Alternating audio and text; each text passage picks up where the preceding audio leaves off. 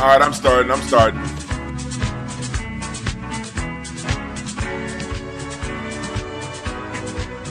I'm about to start.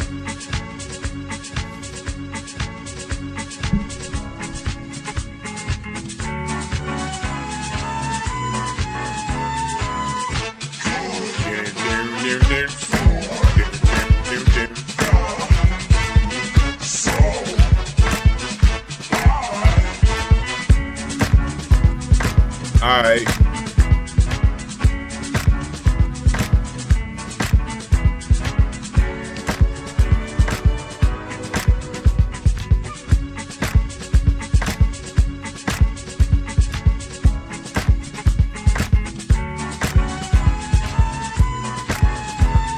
What's up, y'all? Turn this fucking light on. All right, it's a lot. It's a lot I had to get ready for to do this show today. Thank y'all again for joining. We are about to decode Kendrick Lamar's halftime performance. First, I want to say welcome, everybody. Thank y'all for joining.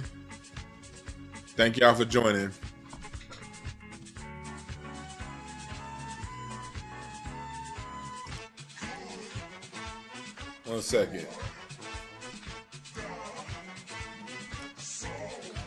There we go. Welcome, Americans. Welcome to my fellow red-blooded Americans and everyone else too. But yesterday's halftime show was USA. Man, that shit felt like, y'all remember watching wrestling back in the 80s when the Iron Sheik could go against Sergeant Slaughter and they'd be like, USA.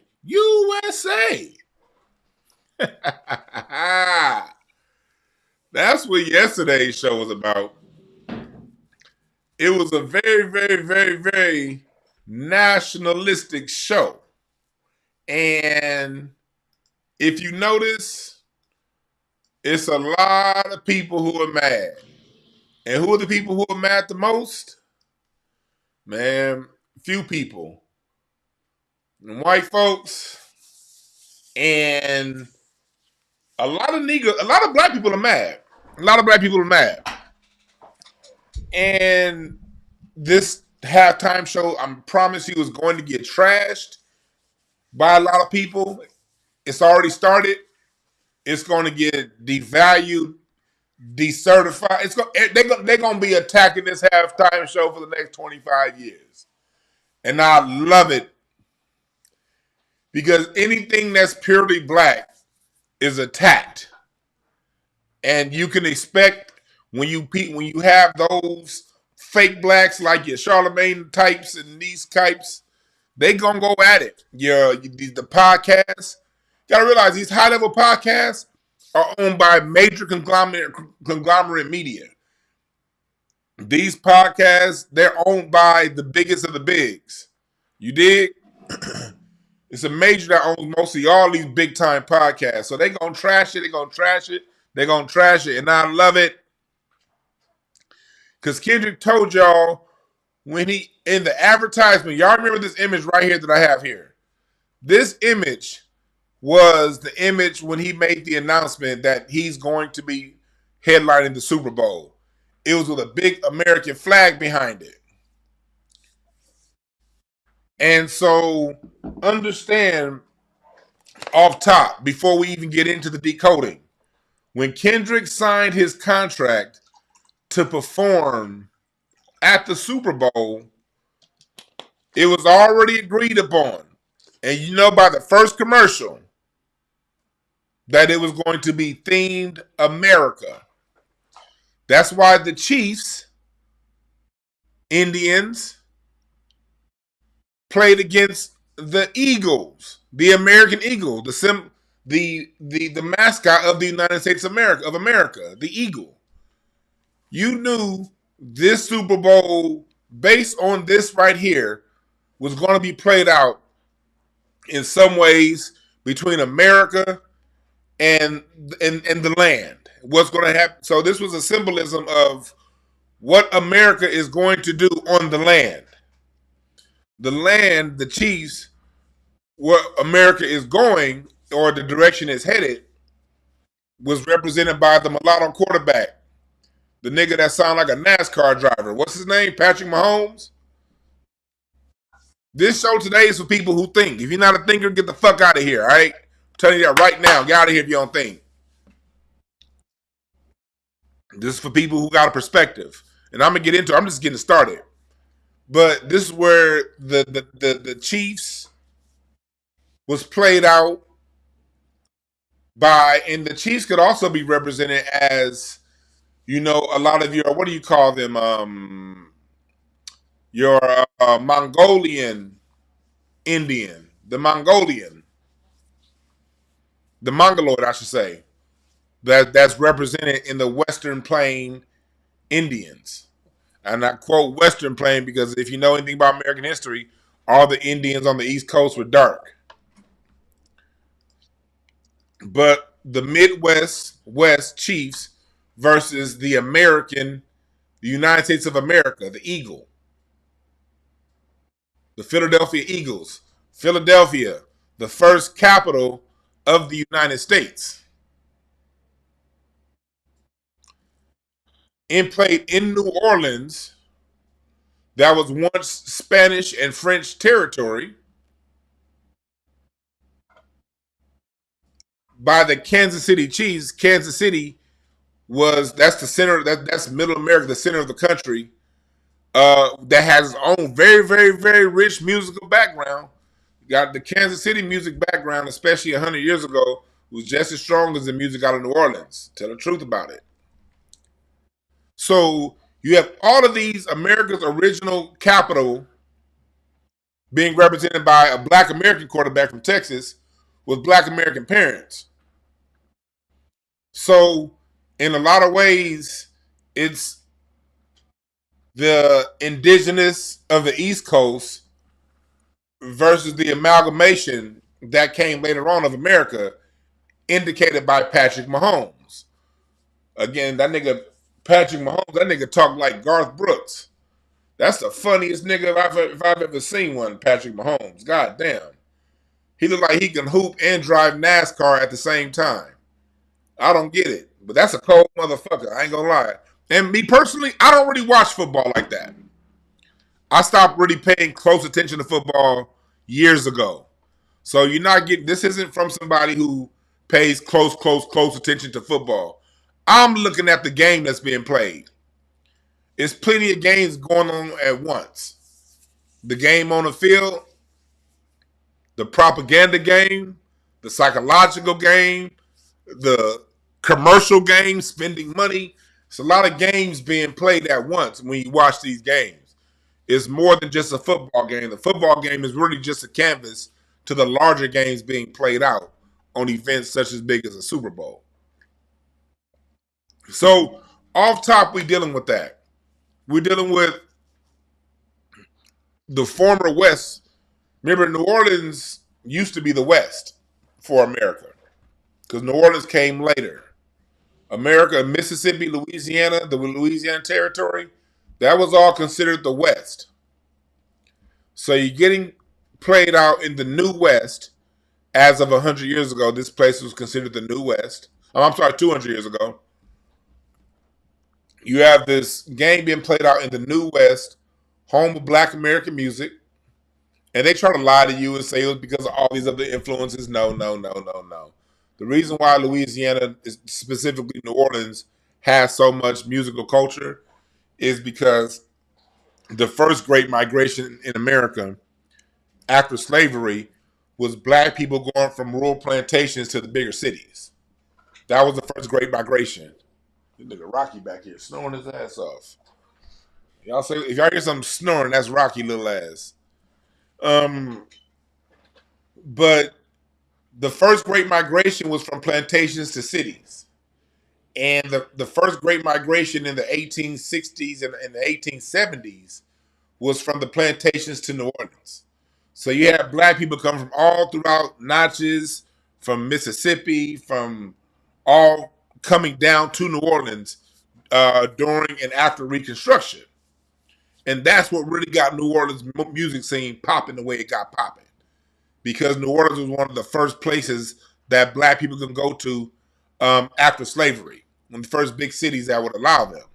New Orleans was one. Memphis, and that's why Memphis's music culture is so big, because Memphis was the other big city that black people from rural Mississippi and rural Louisiana migrated to after slavery. Okay, they make that very clear. And then you have Philadelphia. Philadelphia is old school America. That's the first capital. And when it comes to the music culture, black American music has always been free in Philadelphia, even during the times of slavery. The first written music in American history across colors was written by Francis Johnson, and it was composed out of Philadelphia in 1828. So you can go back to Philadelphia in the 1820s, and I'm sorry, you can go back to and you see free black music happening. Same with Kansas City, Missouri. But Kansas City, Missouri, because of the Missouri Compromise, you have free blacks and you have rural black. I mean, you have enslaved blacks. You have both Kansas City and St. Louis. You have free black societies and you have free black music. Yeah, and I'm gonna keep bringing up black because black is what you see.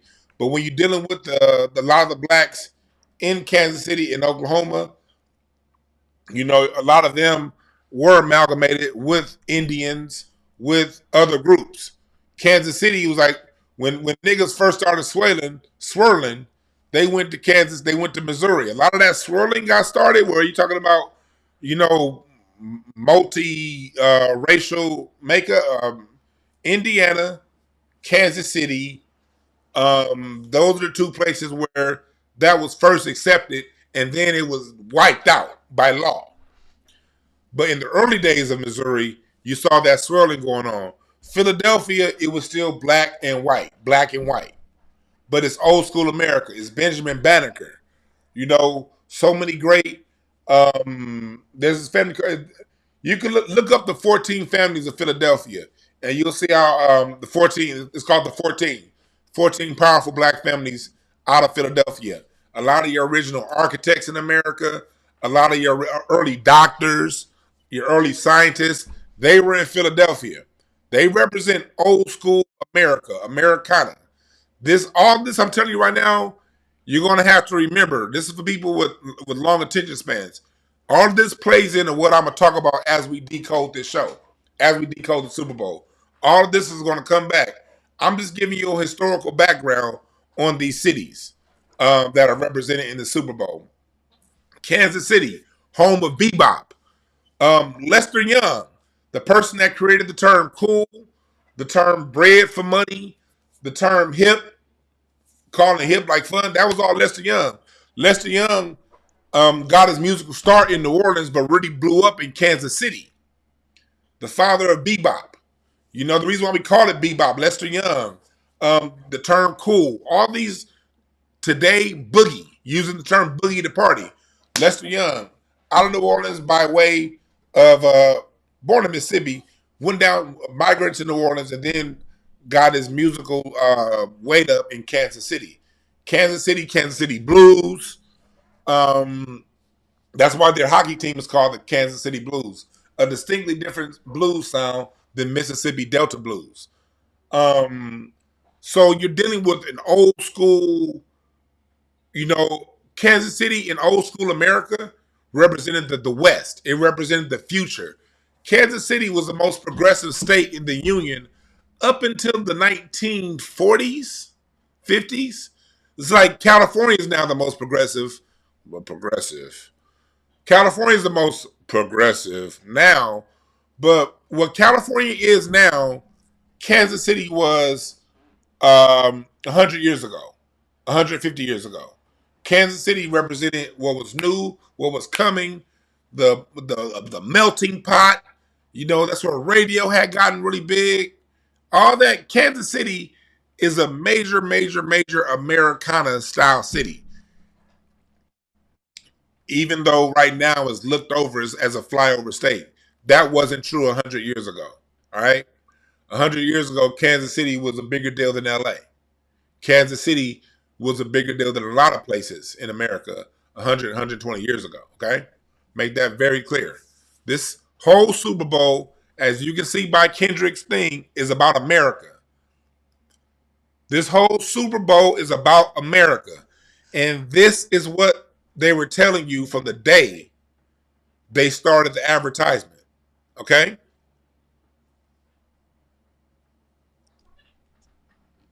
So we got to understand this. Everything is played out for a reason, okay? You all right, Rocky? Rocky's still knocked out. I'm not too loud, Rocky. But with that being said, I want to welcome everybody. That's just where we're getting started. We're just getting started. I want to welcome everybody to the chat. I'm not going to really be looking at the chat too much because I got to focus. Like I channel this shit. This shit be coming through me, all right? And I see some of it. Just I gotta focus. If I look at the chat and get distracted, I'll cuss one of you niggas out. So I don't want to be cussing people out and all kind of shit. Because when I start cussing people out, I go on long ass tangents, and I be losing my train of thought and shit. So I'm not going to allow my train of thought to be lost. So welcome, chat. I want to say I'm not being rude to y'all, but sometimes you niggas just be saying some funny shit. I'll be vibing out on a thought on the string, and then you niggas say some dumb shit that get me laughing, and I lose my whole goddamn black ass train of thought because you niggas is fucking idiots in that chat.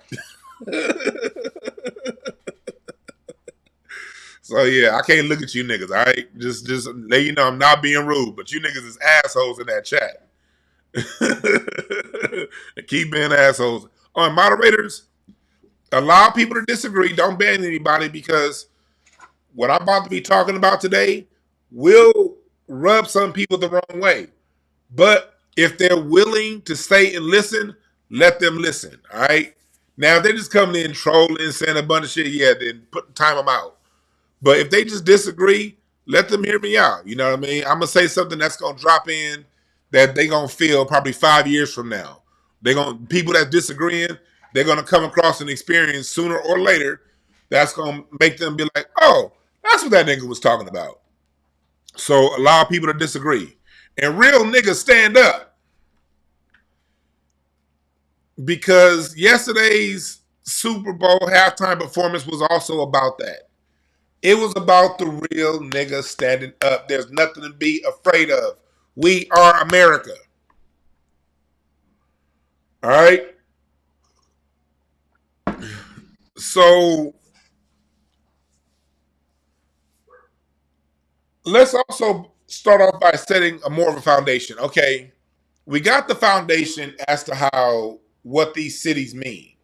You got the old school West, the frontier of America, because America went through its own ethnogenesis around the time Kansas City became a major player in the country during the late 1800s. There was a lot of new migrants to America. Kansas City represented the new West. That's when your Germans, a lot of Germans started coming in. You got to understand when we talk about the Midwest, we're talking about your Germanic people, the white-skinned Germanic people. Because as we know from Ben Franklin in the 1750s, according to Ben Franklin himself, Germans were swarthy people. By the time you started to get to the late 1800s, a lot of the swarthy Germans were already expelled out of Germany, and now your white Germans are starting to come over. And so when you're talking about the Missouri, when you're talking about Kansas, when you're talking about that whole area, you're now talking about these new migrants to America that are coming up on territories that black people laid out. It was the black folks that pushed America west. You dig? Kansas also is right there near Oklahoma. Oklahoma, Trail of Tears. They tell you about the people that was forced off of Indian land in the South, but they don't tell you that Indians from the North were also forced off their land. Example, the Potawatomi people. My family's Potawatomi out of Michigan. Big Pontiac, you up in here?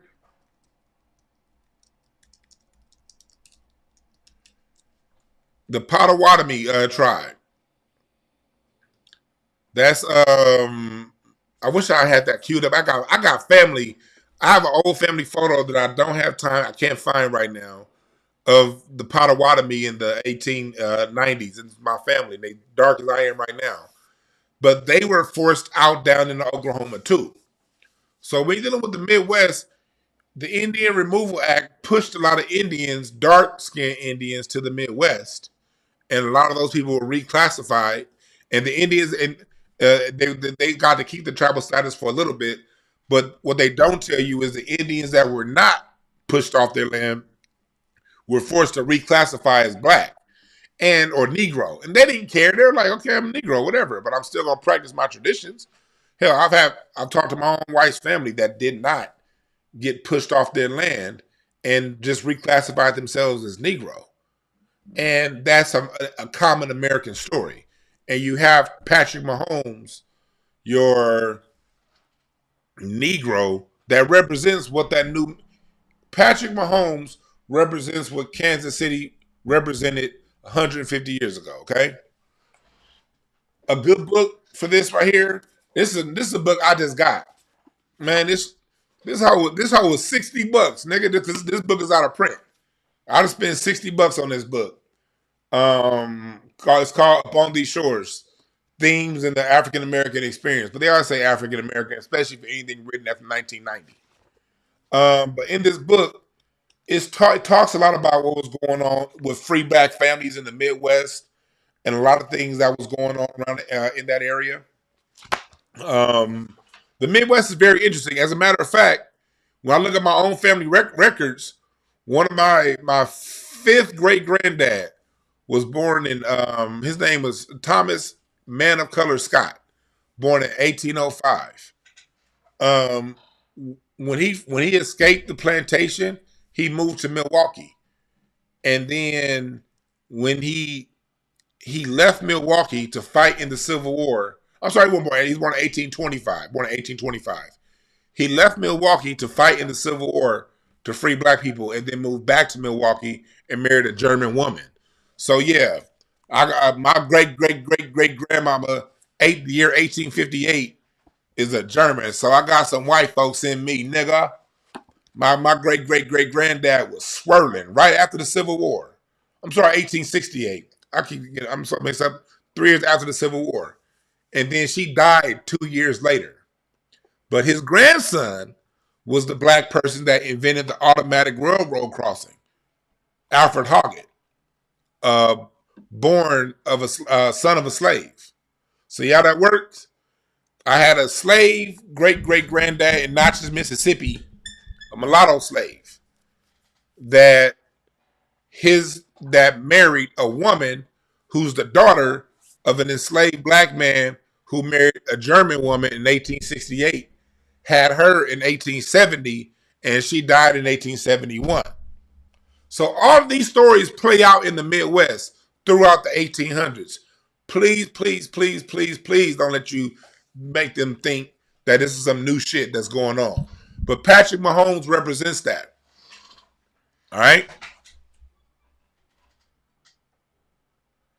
Niggas, when you listen, this is why I read the chat. He said, was he raped by...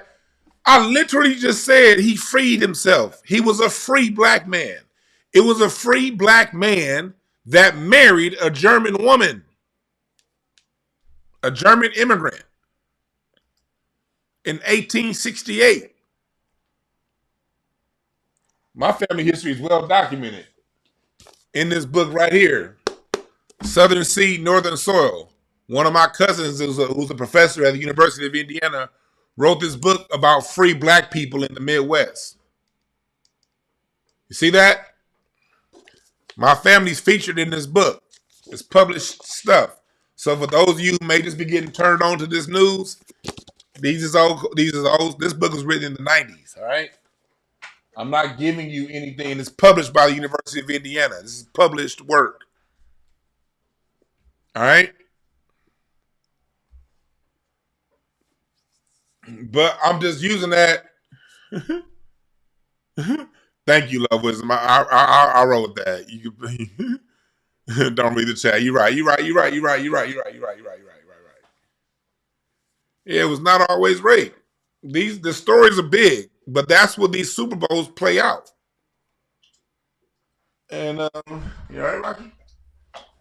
Um, so that's what we have going on here. And to take it a step further, we have to realize that all media is propaganda. Music, TV shows, and especially Super Bowls. This is a greater story being played out about America. This is a greater story being played out. The game is just for your energy to incite emotions. FanDuel, bet on this. What's the point spread? What's your team? My city versus your city. I hate that guy.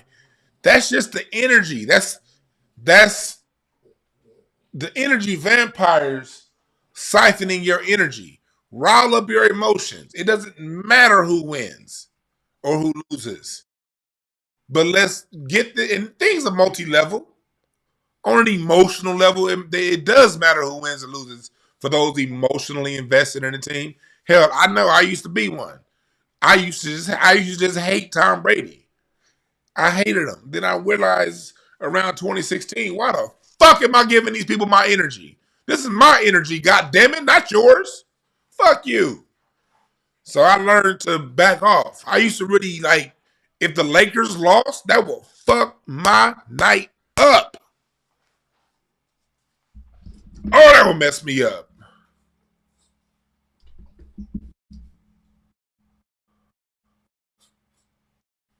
That will mess me up. Oh, I forgot to start. Let's go. Let me go. Let me do a quick prayer. Let me do a quick prayer because we're talking about energy here. So while the energy's going, let's do a quick prayer. Let's do a quick prayer. Then we'll get back talking about energy. As we talk about energy, Lord, let's get the hoe ass niggas out of here. Don't be a hoe, people. If something being said here makes you feel a certain way, it gets under your skin, just leave. Because this is not the environment for hoe ass niggas. This is not the environment, Lord, for people that want to get up all in their feelings and get their confirmation bias confirmed and to feel good. And I love Drake, and oh my God, everything about this is anti-Drake. Don't be a hoe. Sing along with me, choir. Don't be a hoe. Don't be a hoe. Don't be a hoe. If something does not agree with you, let it keep rolling. Or go to another station. Or keep listening and learn. I don't know it all. Matter of fact, most of what I know now, I didn't know 10 years ago. But you know how I know? I know how I know because I'm not a hoe. When I find new information and it makes sense, I learn to synthesize that information with what I already think I understand. And if it don't make sense to me, I just go. You know why I go?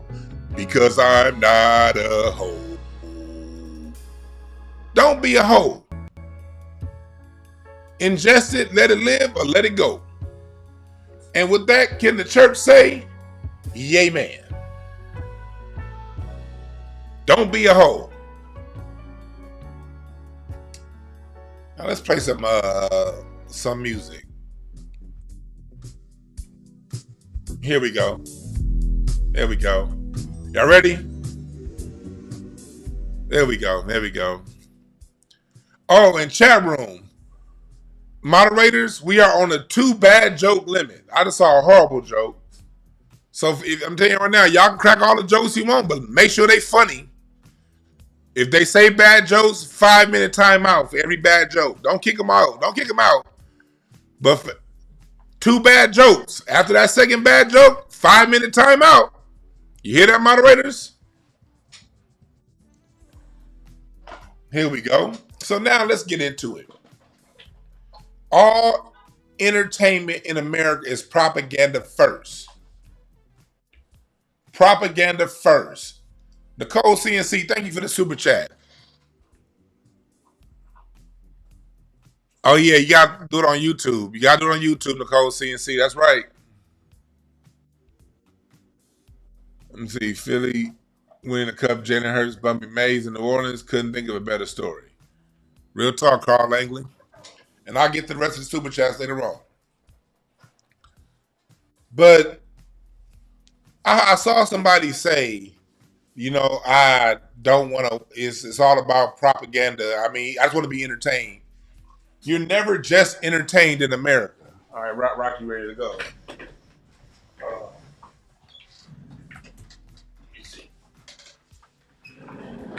Y'all say bye to Rocky.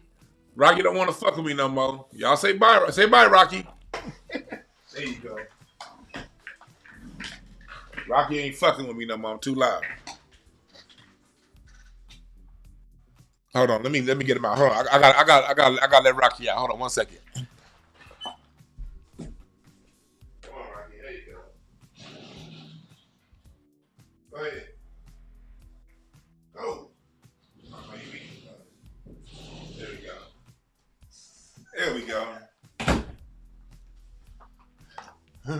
Sorry about that. But just understand this. Everything in America is propaganda. America uses its propaganda in a lot of ways. It uses it more so than active warfare. We learn in the ISIS papers by Francis Cress Welsing, we learn that in other publications that when Hitler was studying how to use propaganda, they came to America, the Germans. Germany came to America to see how they propagandized Black Americans. Movies like Birth of a Nation in 1916 incited mass killings of Black people. It really led to Red Summer 1919. Red Summer 1919 was a direct influence from Birth of a Nation, a movie that was screened in the White House by President Woodrow Wilson. Images tell a story, and any image that's being curated through especially a mainstream format is very intentional. Everything's intentional. Everything. But contrary to popular belief, everything is a negative. In order for these systems to work at play the way they work, they have to give you two options. We're all given a choice. On the propaganda is being put out on both ends. Now the propaganda they want you to go on, they're going to give you more weight to it. But propaganda is what was used to demonize Black people, to elevate the police. You find, and look up what I'm saying. I don't have time to give you links right now. But pre-1960, do you know that police in America had a very, very, very, very, very, very negative point of view? Do y'all know that?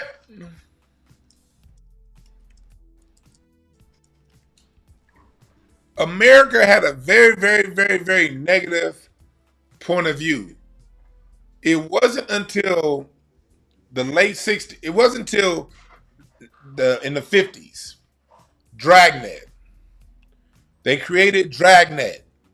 And Dragnet was the first TV show, the first publication to show police in a positive light, because America had a big disdain for police. And it wasn't just, Dragnet was just the start. When you get to the 60s, you got Columbo, you got Rockford Files. You start getting these, you got Hawaii Five-0. It was Hawaii Five-0 that started to change the perception of police in America. Okay? White people hated the police, still do. But it was Hawaii Five-0 that really got, it was Dragnet, Colombo, Rockford Files. That's what started to change the opinion of police. And then as you get into the late 70s into the 80s, you start getting uh, more humanity to policing. And then you get into the 80s, you get shows like Miami Vice, you get Hunter, you get these quasi-police shows like Knight Rider, the A-Team, the law-abiding side, the people who either help the police or who are the police. Michael Knight, Foundation for Law and Government. You go into the 80s comedies, Naked Gun, Police Academy. Now with Naked Gun and Police Academy, the police go from being humanized to now being your friend. Beverly Hills Cop, 48 Hours.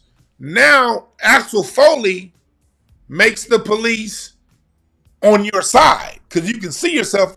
That's why Beverly Hills Cop was the biggest movie of the 80s. One of the biggest movies ever. That really brought, and you see how they use blackness to drive home the point home. Beverly Hills Cop, that brought a certain level to humanity to the police, to where now when you get to the 80s, the opinion of police is forever changed. While in real life in the 80s, you got Daryl Gates' crash unit, you got the police allegedly distributing crack and helping that, putting guns on the street, murdering people in front of your face. But the propaganda changed the minds of the populace from the police being the dirty, corrupt thugs they've always been, how America's always seen police, to where now we love the police because of propaganda. That's how powerful propaganda is. That's why in the early 70s, they set out to destroy black music. Kissinger, Nixon, all this stuff is documented. You can look it up. And how, if you follow my Patreon, you see the destruction of Black American music series that I have. Music was destroyed because in the late 60s, Curtis Mayfield, Move On Up. All of this stuff is going on in America. Aretha Franklin, Respect. James Brown, I'm Black and I'm Proud. Along with the messaging in the music came a different mindset of the people. That music came along with the Black American middle class exploding in the late 60s into the early 70s. The black middle class went through the roof in the 70s. Songs like Family Reunion.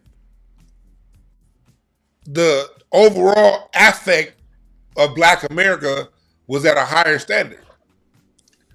To when now you destroy music and you get down to as low as a Cardi B. And when Lil Wayne come in, the lean come in the music. When Future come in, the pill popping come in. Well, we can really start Eminem for the drug culture like that. The pill culture. The pill culture, hell, you know that's what it is. It became more glorified to be a thug through the music. And there are always alternatives. You can listen to R&B, but the spotlight was put onto this. So now we get to Kendrick's performance yesterday. Last year, there's two things before we start breaking this video down. There's two things I want y'all to focus on. A few things. Last year, They Not Like Us was not only a Drake diss, but when you go back to the lyrics, that was a response to Drake saying you rapping like you trying to free the slaves. Remember that? Or was that Family Matters? When Drake said you rapping like you trying to free the slaves? Or was it Push Ups? Whatever irrelevant song Drake did, he talked about rapping like he trying to free the slaves. And then in Not Like Us, Kendrick wrote a whole verse on the slave industry and how it got started in Atlanta with the railroads. Not how it started, but the railroad industry in Atlanta being born out of slavery. Taking out that myth that Chinese built the railroads. They always try to tell you that the Chinese built the railroads. Right in front of us, Kendrick is being overtly black and right in front of us. And Drake has represented this new imposter black culture that's gotten prevalent in America with just in the last 10 years. This imposter black culture. The people who are black when it's time to sing and dance. And if you notice, that all got started. The imposter black culture really went through the when 2014. Who who did the Super Bowl in 2014? Bruno Mars. I want y'all to see something, this list, as we get into it, as we break the video down, to show you how much the Super Bowl means when it comes to whatever propaganda, whatever intentions we're going to see in the mass media moving forward. You can see represented in the Super Bowl. Beyonce came out in 2013. Remember when she was doing her Michael Jackson impression? Beyonce did 2013. This was at the height of the Obama administration. He had just gotten reelected, and she came out wearing a blonde wig.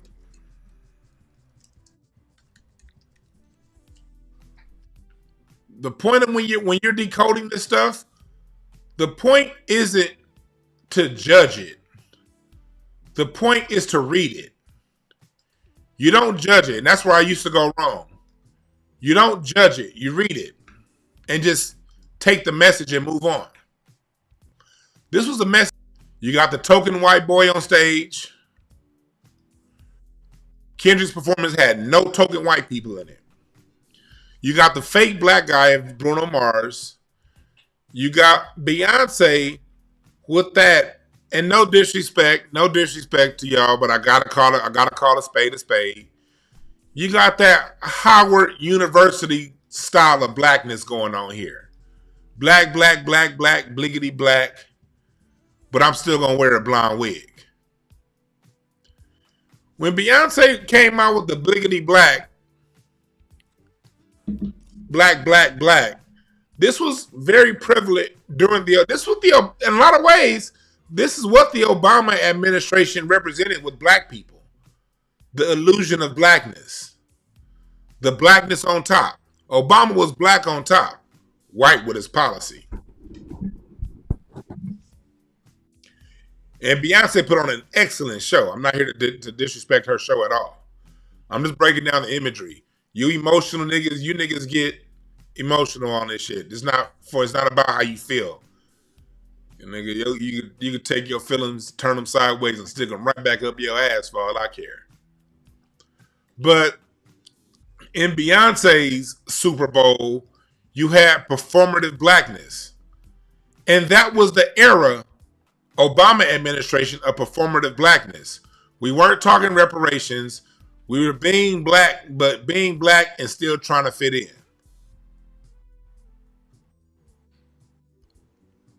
We were being black, but being black and trying to fit in. Black, bliggity black, and I'ma dance around in my blonde wig. And Beyonce wearing blonde, understand what blonde means for her. And this isn't about Beyonce, but this is just about the imagery. It's something my wife, this is something my wife picked up on. I gotta give my wife credit for this one. When we saw this Super Bowl performing live, when we saw that blonde wig, my wife was like, man, all that blonde is a wink to the white people that I'm still down on your team. This is all pomp and circumstance and fluff and puff. Me wearing the blonde wig means that I'm still down with the program. But if we're going to be honest about where black people were, this was right before Trayvon, was like right around Trayvon Martin. It was about, we were waking up, but niggas still wanted to be accepted. Let's tell the whole fucking truth. And then you got Bruno Mars there.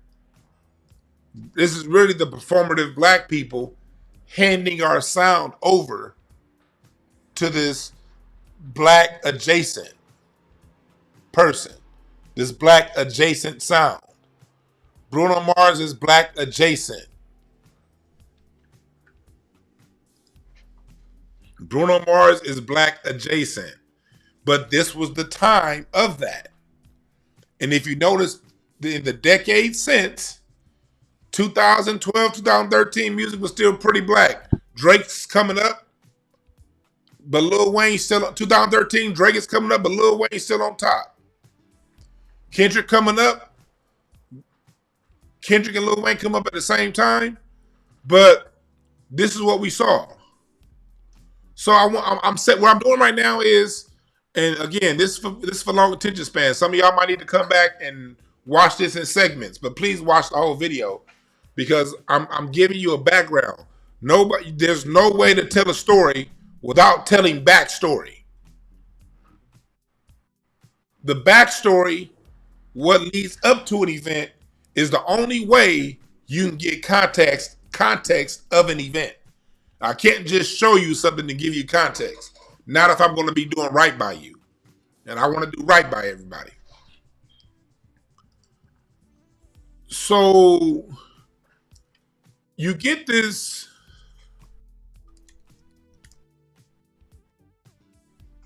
black adjacent person. This is how you know he black adjacent.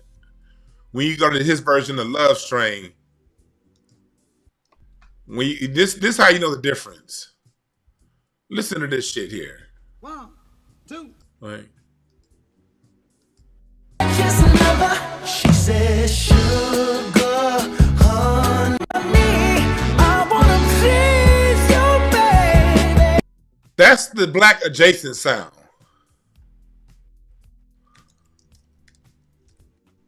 That's the black adjacent sound. You see, it sounds good. It sounds good. It sounds good. Not bad. He hit every note. But the black song got a little more grit to it.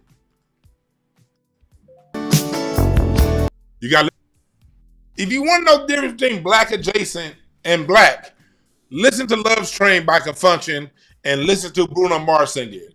Bruno Mars sounds good. He hits the notes. He does a good job.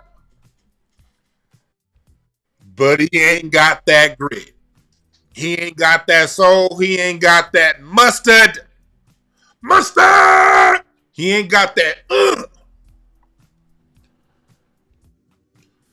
But this Super Bowl was telling you this is what's on the menu moving forward.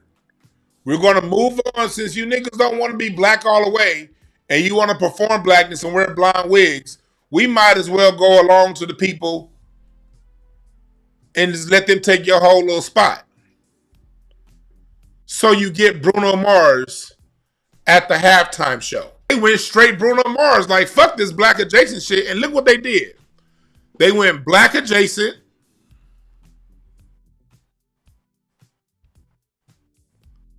They went Katy Perry and Lenny Kravitz, Missy. That was Multiculturalism 2015. Obama is in office. Obama's in office 2016. He's still in office. Multiculturalism. Multiculturalism was the thing of the day during the Obama administration. Everybody sort of just come together. That was one of the overall, we're going to have everybody sing this black stuff, black adjacent stuff.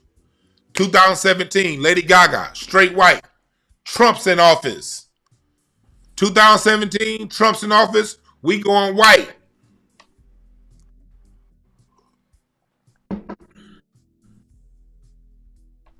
Let me see here.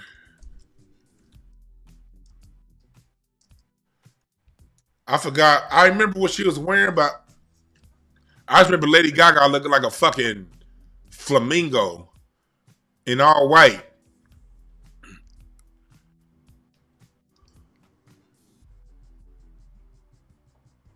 Let me see here. Oh yeah, it was this one when she came down with the with that stuff.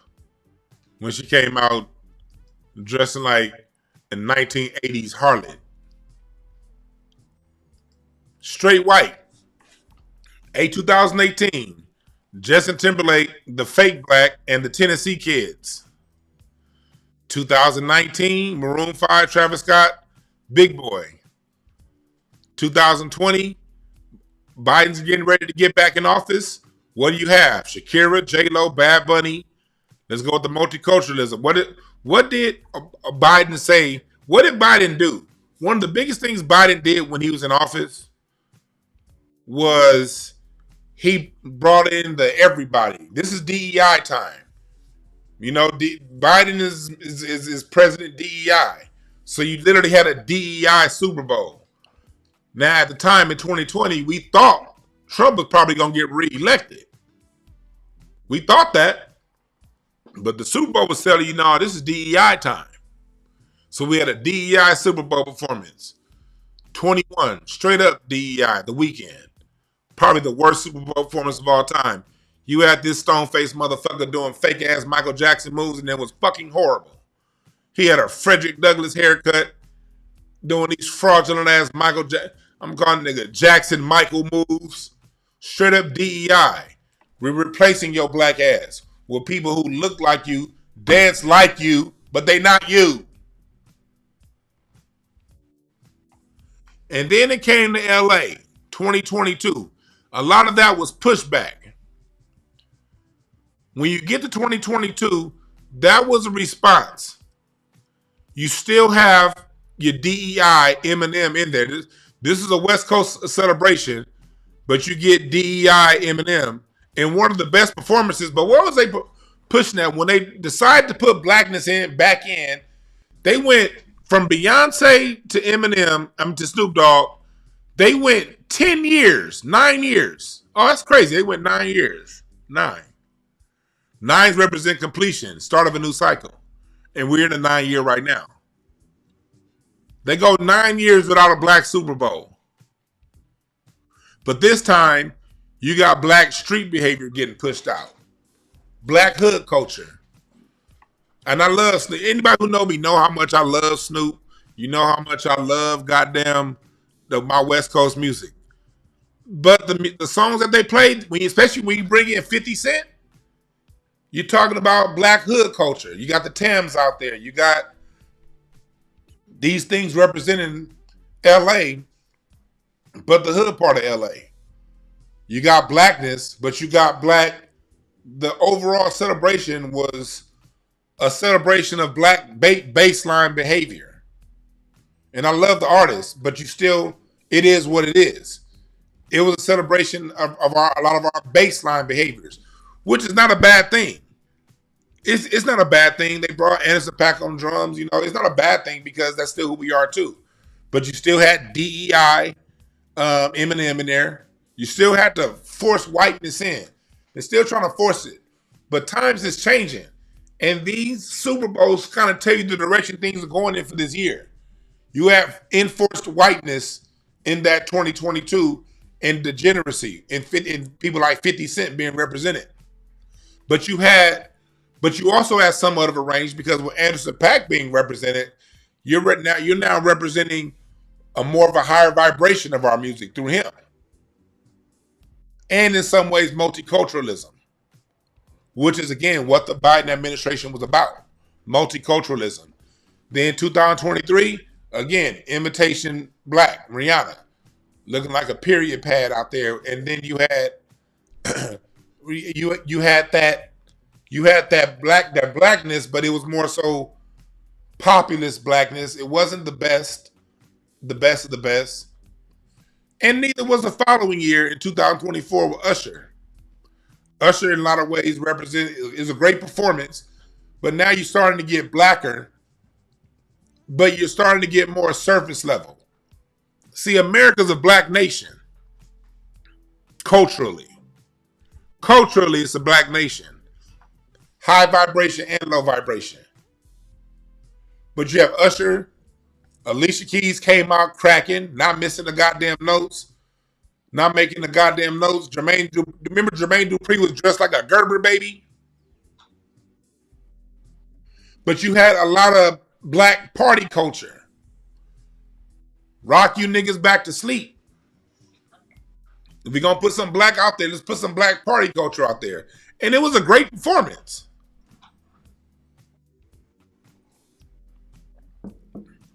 Great performance.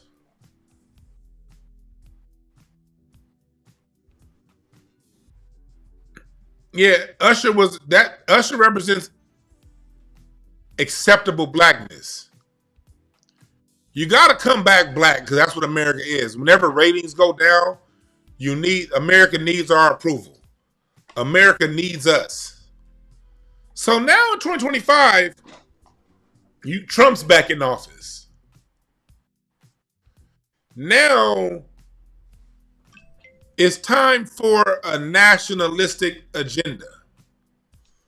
Trump represents nationalism. Trump represents America first. Think of the time and context we're in right now. The time and context we're in right now, and I'm going to go into the video at the hour, a little after the hour mark, we're going to go into the video. Trump is putting in tariffs.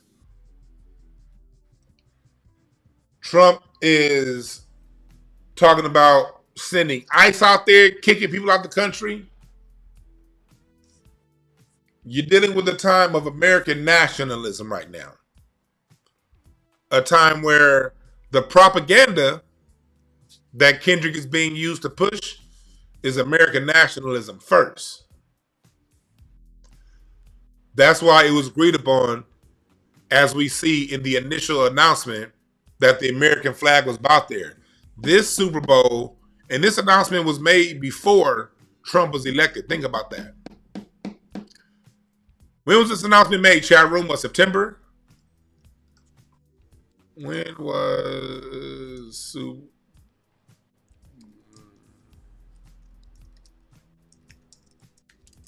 the Super Bowl halftime show announced? When was it announced? Chat room, help me out.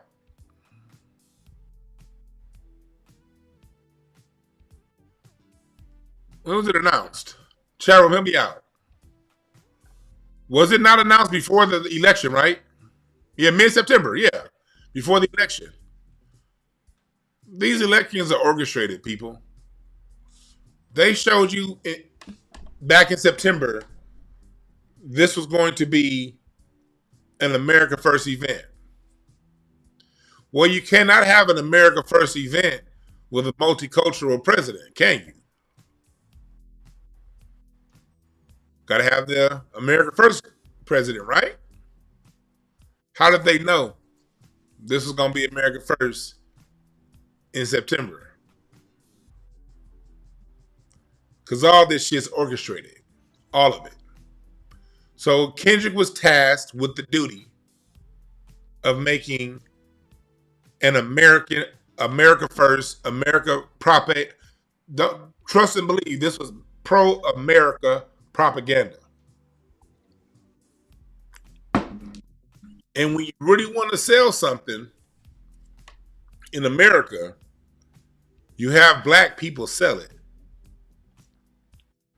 See, if you put Kid Rock out there doing this, they're going to call it a racist Trump rally, right? If you make this a pro-America with Waylon Jennings and Leonard Skinner, it's going to be racist, right? If you make it pro-America right now, you probably couldn't even do a thing. If you come out singing "Born in the USA," first off, people are tired of fucking Sting and that fucking song. But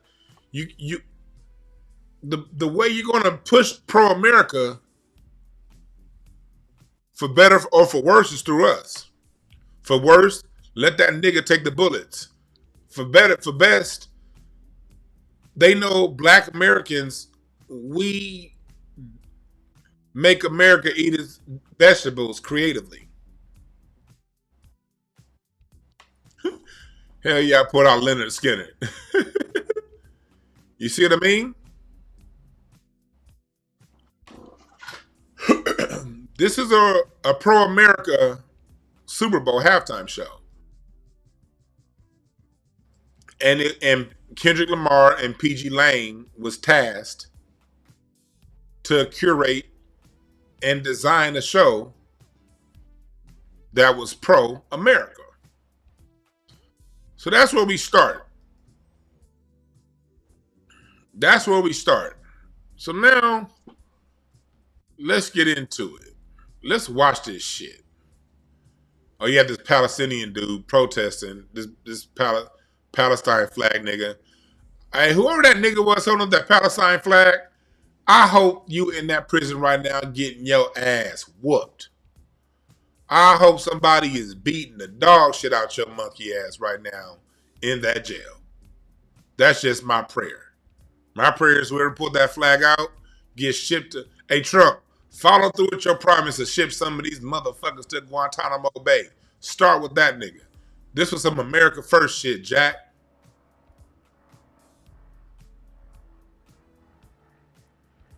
Yeah, so yeah, a lot of ways you cannot push a pro-America agenda no more. You could have in 2000. You could have pre-Obama. You could push a pro-America through white people. Monique Wade, appreciate the super chat. Looking forward to hearing my take. We about to get into last night's performance right now. You're right. No black American has ever been accused of treason. Yeah. So you got to get the people with. If you want another thing, we're in a new time astrologically. If you want pro-America, you're going to have the most patriotic Americans to do it. The most patriotic Americans are the Americans that have fought every single war, that have never committed treason. The true patriots, black Americans. And Kendrick, what he did with it was he made America black. The first thing you got to notice is this time it's no red, black, and green. See, people are used to, when we're talking about a pro-black message, putting out red, black, and green. But we as black people have figured out over the last dozen or so years, the red, black, and green in our flag. Our flag is the red, white, and blue. This is our country. We created it. And so in a lot of ways, this is telling you, black people, claim your heritage. Delineate. And there's nothing wrong with delineation. If Shabba Ranks is performing, he would have some Jamaican flags up there, okay? When other people perform, I went to the Hollywood Bowl last summer to see that guy Masego. Although Masego's playing black American music, he got Jamaican flags all up on the stage. Somebody said, what's the number? The number is sit your ass down and listen till I'm done talking. That's the number.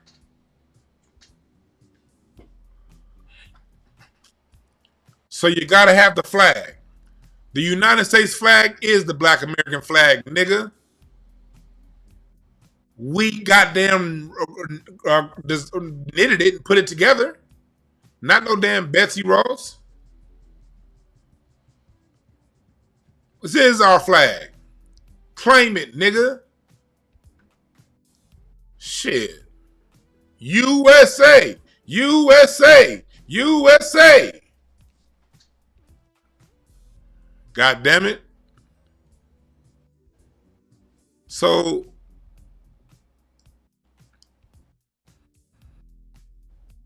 you see that here in the imagery. So now let's go into it.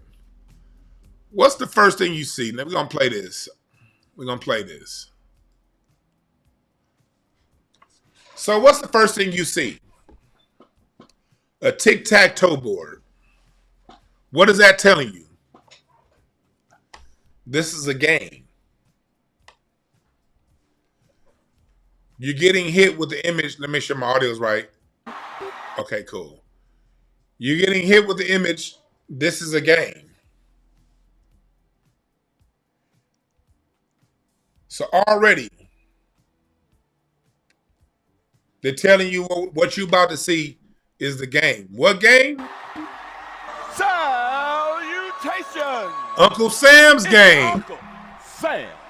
And the first thing you see is a game. Whose game? Uncle Sam. Uncle Sam's game. Black Uncle Sam.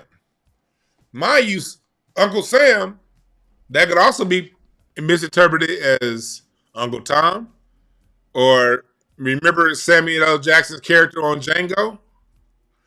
This whole time, Samuel L. Jackson, this is a juxtaposition of what we see in America and the game America wants us to play. This is the game of America. Off top, we're dealing with the game that is America. This is the great American game. I didn't even know he said that.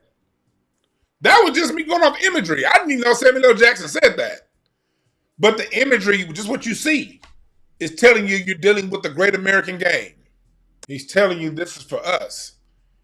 Opening lyrics, Kendrick is telling you this is about black people. Hugs. They hit back powering up. No more handshakes and hugs.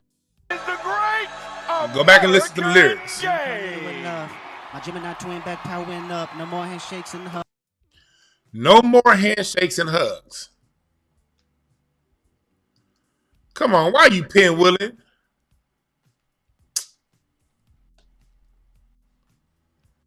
Man, my computer don't never slow down. What the fuck is this? Let me close some of these other windows. My shit never does this. What the fuck?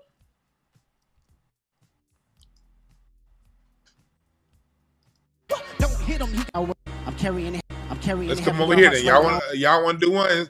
And salute to Justin Hunt. I got this off of his Twitter. Salute to Justin Hunt, the company man. I love that brother's channel. Salute to Justin Hunt. But this time, God only favoring us. 20 years in, still got that pen dedicated to Bill. This time, God is only favoring us. Loud. Listen to the songs. The songs that he played right there were Bodies. The first song was a song called Bodies. The second one was a song called Squabble Up. Now you have Uncle Sam, the good Negro, Too Loud, Too Ghetto. What's another term for ghetto? Black. All that coming together and squabbling, that's too much. Again, this is the game. The whole theme of this is the game of America. The American game. Played at America's game. Football. On America's biggest stage of the game. The Super Bowl. This is the game of America. But he's telling you when you black people come together, you notice in the video, imagery-wise, they're not fighting each other. They're coming together to squabble up against somebody else. And Uncle Sam is saying, what? Basically, Uncle Sam saying, you brought black men together. And when we come together, our culture is a cheat code. Our culture is what made Nike. Our culture is what made Hollywood. When you look at the blaxploitation era when Hollywood was losing its money, or even go back before then, Oscar Michaud. That's what the Oscars named after. Our music. Coming together as one. That's the culture cheat code. Deduct one life. Scorekeeper, deduct one life. He couldn't say kill him. But in the game of America, bringing black people together also is the cheat code. And America likes to delete life of people who bring black people together. Martin Luther King, Medgar Evers, you go down the list. Hi. So now we get to this part. We go into peekaboo.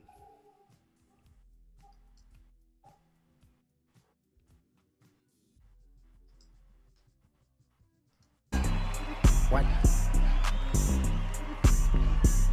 Look. You seeing people dance together. Black men dancing as one. I think that's the plus sign that they're on. Yeah. that could be noticed as an X or as a plus. Peekaboo, I see you. A lot of people talk about this song Peekaboo, you know, another subliminal at Drake. If you notice, I haven't mentioned Drake once. Drake does play a part of this, but if you notice, this is my first time mentioning Drake because this is a bigger thing than Drake. All the Drake fanboys, what am I? I am, where am I at? I'm almost 90 minutes into this program today, and I'm just now mentioning Drake. I'm almost 90 minutes in, and I'm just now mentioning Drake. Because this shit it was in some ways on a surface level about Drake. That was for all you surface level niggas. And there's nothing wrong with being surface level, because I'm surface level too in a lot of ways. On the surface level, the Drake is what all this Drake shit's about. But this whole beef is deeper than Drake. They Not Like Us is deeper than Drake. It ain't just about no fucking Drake. Drake is just a canvas in which Kendrick is painting from. Understand that. If you look at this whole back and forth as just Kendrick and Drake, you missed it. Kendrick and Drake is the canvas this piece of art is being painted on. Look at the artwork being painted, not the canvas. But this X can be seen as extentation, because this song Peekaboo talks about being able to see. And some people out there have said that the song Peekaboo implies, hey, I see you. We know, and it's been word out in the street since XXXTentacion died, that Drake has something to do with it. That's just a rumor on the streets. I don't know. That's alleged. But you see these black men together dancing with X on the X, but also the plus. It's a plus when we come together. And then cards. When I do my cardology, notice this. You have red pips and you have black pips. In cardology, the black represents the masculine principle. The red represents the feminine principle. It's even true in the cards. So when you're seeing colors, colors matter. Red represents the feminine principle. And the song Luther, which is a love song, is being brought in by the women. The women are the true guardians of love. Nobody knows how to love like a mother. That's why the women are wearing red.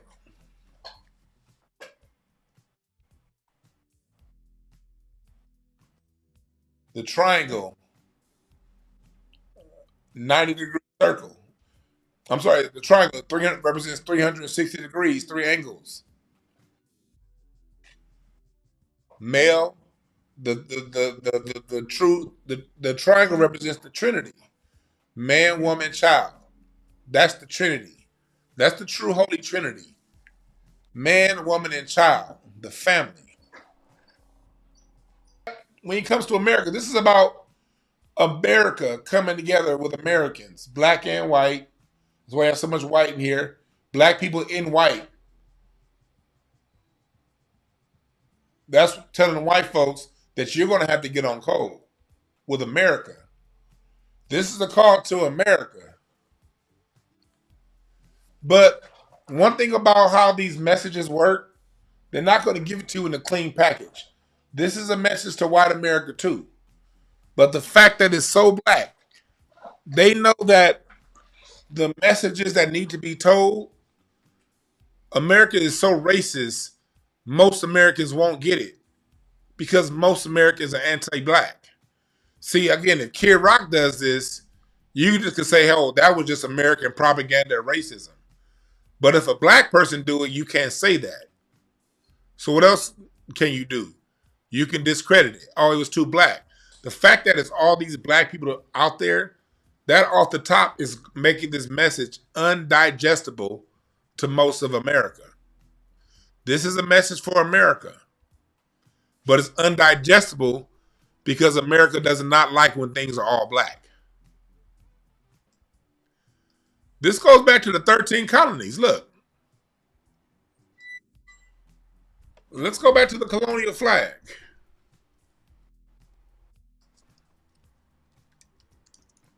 This is back when America was just black and white. What did you see here? You saw the Colonial Flag, didn't you? Don't tell me I don't know how to decode the fuck I'm seeing. See this? That image, let's do it side by side. I'm bullshitting? All right, let's go.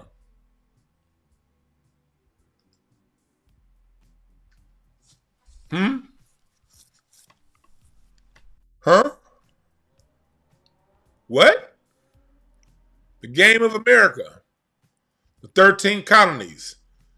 I keep telling y'all, this whole Super Bowl is about American nationalism. This Super Bowl is about American nationalism. That's why it's pissing so many goddamn tethers off. They came to goddamn eat from America, not to be American. We're taking it back to old school America. All slaves. Read Dr. Clyde Winters.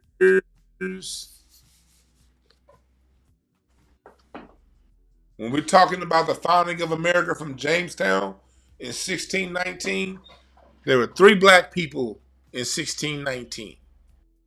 There were the blacks who had traveled to America and moved here long ago. There were the ones that was already here. And then there were the ones that came on the slave ship. When you're dealing with early colonial Boston, the first person to run for vice president was in 1782? I'm drawing a blank to his name. But the original colonial America, John Henson, the second one, it's 2 John Hensons, one of them was black. Benjamin Banneker. This is colonial America. This is about America going back to its roots. Now, Samuel L. Jackson's commentary was really breaking a lot of telling you what all this is doing. Mind you, this is a 13-minute. It's a cultural divide. I'm going to get it on the flow. He's telling you right now, there's a cultural divide in America. Calling it straight out. It's a cultural divide. You really about to do it? 40 acres and a mule. This is bigger than the music. Man, you see how he has his black women backing him up? 40 acres and a mule. This is bigger than the music. Remember this. This is also the first president this is the first Super Bowl a sitting president has ever attended. First time in American history. Super Bowl 59. The first time a sitting president has ever attended the Super Bowl game. This is bigger. This is 40 acres and a mule. This is bigger than the music. On the flow. Don't mess this. Notice how the crowd is cheering. They're loud as hell. This is probably the loudest response I've heard to a song in the Super Bowl since Purple Rain. Stepping together, black man and black woman. The black man leading the black women. But you see how the black man steps out on his own? She's following. The other women were wearing red. Now they're wearing white. This is telling you niggas to lead. Stop looking for the cues. You can't follow what America wants. They're not going to just tell you this, black people. But the way their karma works, the way America works, everything that America does has to be given to you in imagery.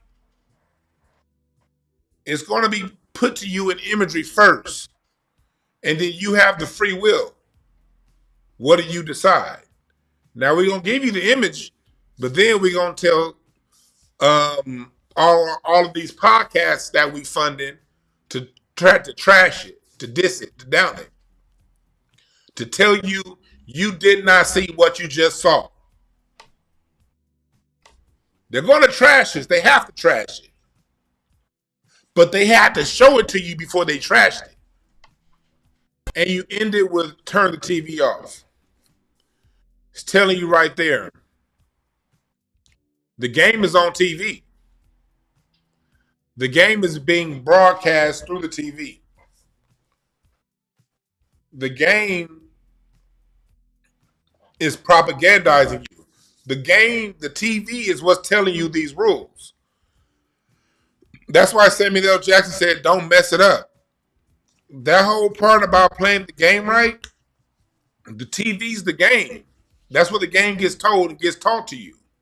So the solution to unplugging from the game is to turn the TV off. Turn this TV off, turn this TV off. Turn this TV off, turn this TV off. Turn this The TV is how you turn off the game. And look here, game over. You see, that's what the lights have up there. Game over.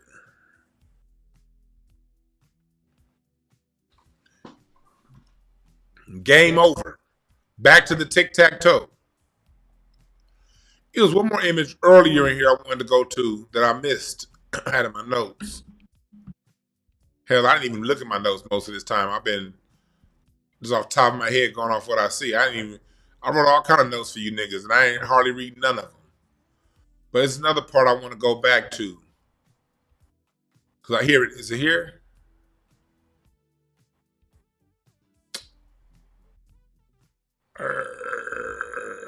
Where is it? Where is it?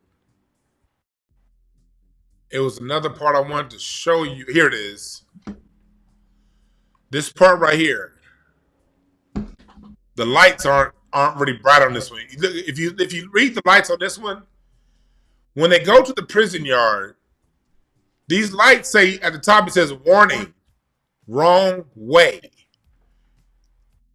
That's what the lights. This one here didn't get a good image of it, but right here, when it gets to this part, when it gets to the prison yard, the lights up there. Let me I have a better image. Let me airdrop myself this image. This is the image that you see right here.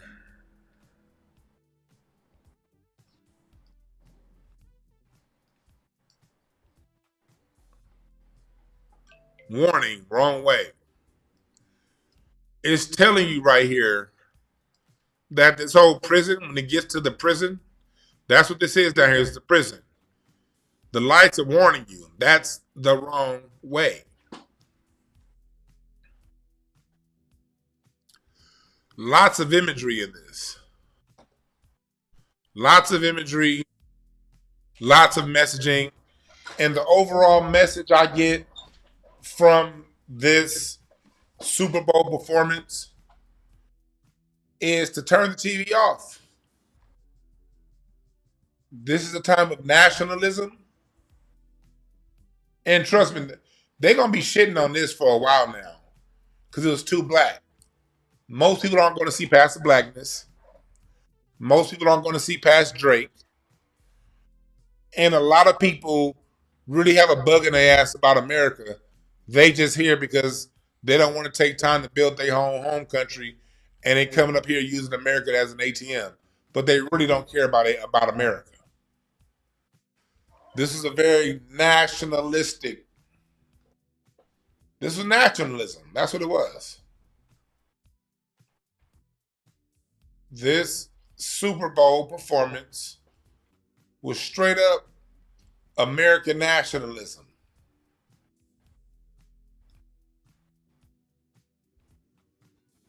Unapologetic American nationalism. But like Kendrick showed you, this past September when the announcement was made, they showed you this was going to be about American nationalism. Before Trump was elected, showing you this stuff is going in the direction of America. And the lesson you need to get from this performance is America. For those of you who are like, I don't want divisiveness. Good luck, Chuck, because more is coming. That's what this whole message was about. This is about divisiveness. This is about rallying America. People are either going to be down for America or not. You got to understand the Super Bowl is America's big event. And America tells you the propaganda that's coming your way through the Super Bowl every year. But this time they're telling you America first. But they had to have a black person tell you. Because if Leonard Skinner tells you, you're definitely not going to see the message. What you're going to see is Nazism, terrorism. It's going to get, you're not going to see it. They have to drive America first through the people that built America for you to get the message.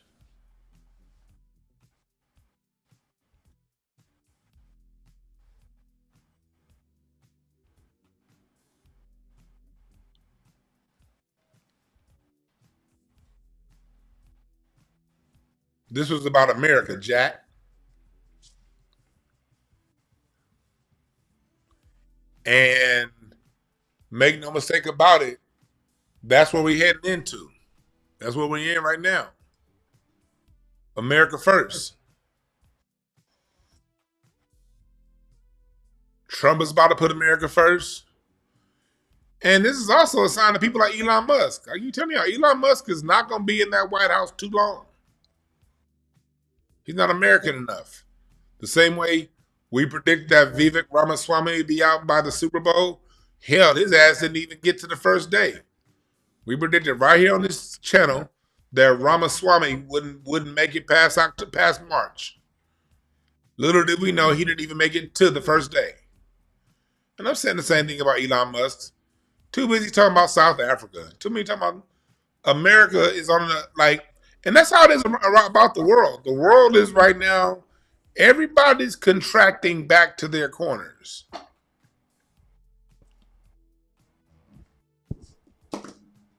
Everybody's doing it. This is also a time and a message to the rest of the world. This is a time the American empire is not as powerful as it used to be. Other parts of the world can start building their own infrastructure. Africa, this is your time. South America, this is your time. America can't stop everybody.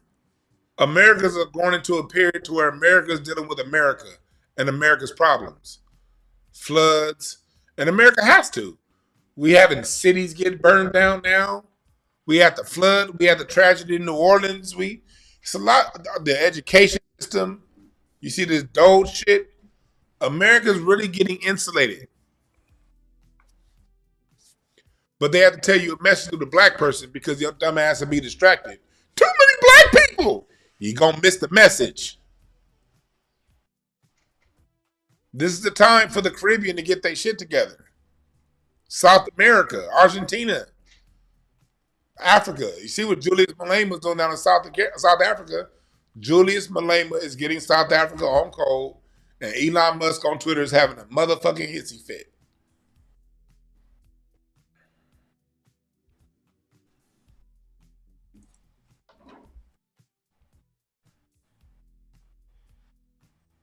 And this is also talking about the black American. Think about this also. All of this imagery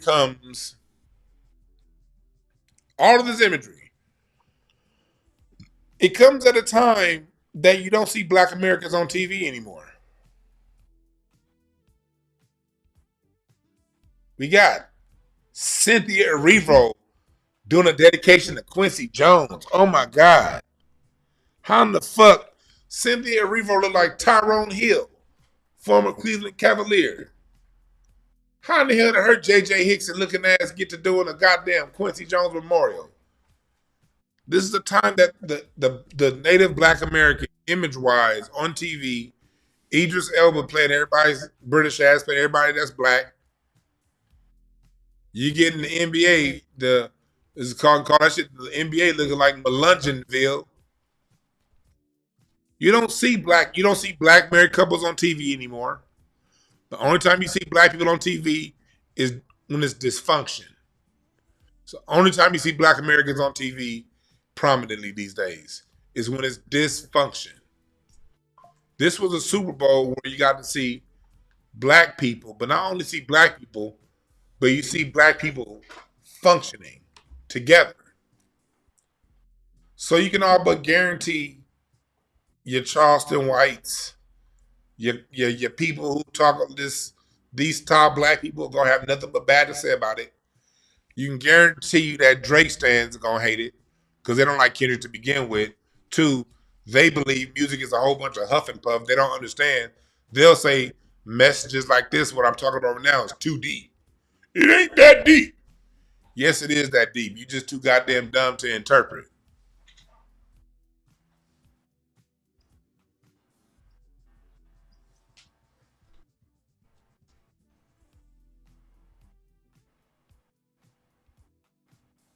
Appreciate that, DSB. Say you about to send me a cash app. I appreciate that, my brother. Israel, I appreciate the cash app. Timothy Greathouse, I appreciate the cash app. Y'all been hitting me on the cash apps. Let me go back and read some of these cash apps. Much appreciated. Much appreciated. Let me go back and read some of these. Ashlyn, I appreciate the cash app. Latriba, appreciate the cash app. Isaiah, Timothy. Isaiah twice, actually. I appreciate the cash apps.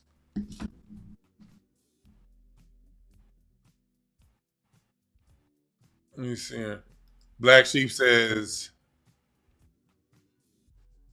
yeah, triangle, the black triangle, Pisces on the floor, yeah. Yep. Dodge J, I appreciate the breakdown. The cash, this is super chat. Much appreciated. I'm gonna get some of y'all calls now. This is another breakdown. K-Dot's brilliant. Whoever's pissed about performance, it wasn't for them. They take their asses back across the river. Right. But I'm not gonna say too long, but I do want to get some of you guys' calls. You guys can call in right now, 323-744-7425. Just understand that everything that happens in America is propaganda. Everything. And whatever's happening, they got to show you what needs to happen. This is a message that people needed to see, people needed to hear. But they're not going to point at it and be like, hey, black people, look at this. This was for you. No, you got to pick it up. White folks,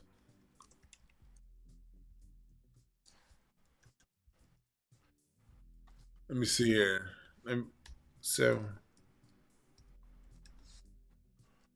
They're not going to tell you that you need to unite if you want to make this work. If you want to make America great again, as you say, make America work, you gotta step behind what we doing. They're not gonna tell you that. They're just gonna show it to you, and they know that your inherent racism.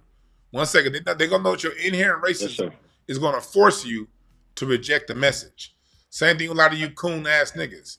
A lot of you coon niggas really hate black people, and you hate being black, and you get scared when blackness goes out front. They know you scared niggas is gonna see this and reject it. So let's put it out there. If you a scared nigga, you ain't gonna get the message anyway. What's up, Carter? What's the name? Where you calling from? Hey, man. My name Tea Time. I'm calling from America. Tea Time from America. What's on your mind? All right. So about Cynthia Rivio, I heard that she did say some funny stuff about FBAs. I'm not really quite into it. I don't really understand what she said. I've never found it on the internet.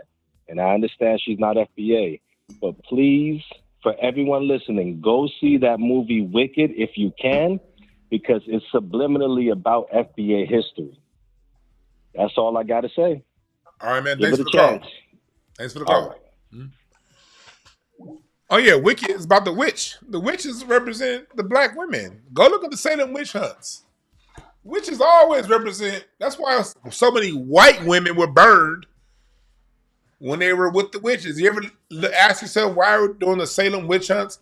Why were white women burned at the stake for associating with witches? Because the witches were indigenous black women. Look up the Salem witch hunts. Them white women was getting herbs and secrets from black women. Hell no. We trying to establish this whole white thing. We cannot have that. This was post Bacon's Rebellion. You got to understand America pre and post Bacon's Rebellion. Call back, caller. I couldn't answer. I was trying to hit the button. Call back, caller. I was trying to hit the button, but it was stuck behind another screen. My bad. Call back. I couldn't hit the button because it was stuck behind a different screen. Let me close all these other screens. I got way too many screens open. Let me close all these holes. There we go, callers. Y'all can call in now. 323-744-7425. 323-744-7425.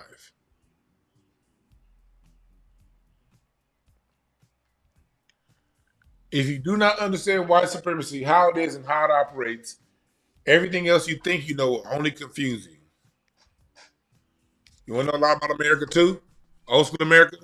This is another book. I'm reading like 5 books at the same time on what's going on in America, in the slave trade, things like that, within the United States. But this is a good book called Carry Me Back, The Domestic Slave Trade in America. And it's talking about a lot of these things that I'm telling you about, because it's not only does it talk about the slavery, it's also talking about free black society in books like this also. What's up, caller? What's your name? Where you calling from? This book too. Yes, sir. Dewan B. This is Khalil Roberts, man. I'm calling on the road in the big truck right now, just right here in Alabama. Yes, sir. And man, I appreciate your breakdown, brother. It was very, astounding, and I enjoyed listening to your breakdown and the depths that you went into. I want to ask you a question though, man. On, back. I'm from Inglewood, California, and I remember on Market Street we used to have a bookstore, and I used to go get records and everything. Me and my pops listening to classic rock and jazz and stuff like that. And it ties into this, I wonder, like when I go back and I listen to Steely Dan or I listen to all the old records and everything that now that we sample from and things to that nature, it seemed like the white artists of that day and age had a better voice, or I was seeing like better singers than what we have now. The question that I have is, due to us moving to the auto tune and all that stuff, and as we started to decline, I noticed they declined as well. Do you think that was the reason why they went on the decline as well, due to our decline, us as FDAs? Of course, and that's a great question, and it ties into this halftime performance when you had the white people dressed in white following the black man. They all follow what we do.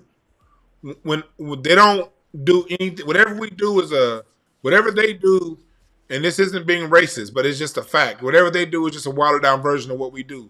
They don't innovate things. They don't lead the conversation.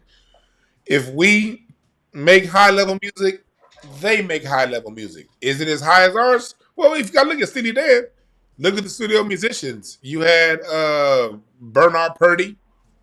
Yep. That's one of the greatest black drummers of all time. The background singers are all black on Asia. You have some white musicians, but for the most part, when you look at that blue-eyed soul era, the white musicians were the guys from Toto. Outside of the white guys like and Jeff Porcaro on drums, the background singing, the musicianship, most of it was black, bliggity black. And when we are in that studio producing on a high level, it brings them up. The Bee Gees always said that they wanted to sound like the Stylistics. The Rolling Stones wanted to sound like Chuck Berry and Howlin' Wolf. The Beatles wanted to sound like Chuck Berry and Muddy Waters. Aerosmith wanted to sound like Jimi Hendrix. The Who was doing their best to sound like T-Bone Walker. Boy George was trying his best to sound like, Cher was trying to sound like Aretha. She couldn't, you know what I mean? Madonna was trying to sound like Shaka Khan. It goes down the line. Even Justin Timberlake. Gloria Estefan, Gloria Estefan, even down to what you see. And even when it comes to like The Weeknd, it's trying to sound like Michael Jackson. Even the immigrants, they're all trying to sound like us. But when we start giving you, this is where we got to look at it on our own. Of course, it's going to decline. When we stop giving you Teddy Pendergrass, when we stop giving you the high-level Marvin Gaye and Luther, and when we stop giving you Joe and high-level R. Kelly and those, then we start giving you Usher. Usher was a degraded form of rhythm and blues. It was trap. That wasn't a beautiful, grand rhythm and blues arrangement. It was trap music with a mediocre singing on top. Yes, he can sing and dance. Great singer, great dancer.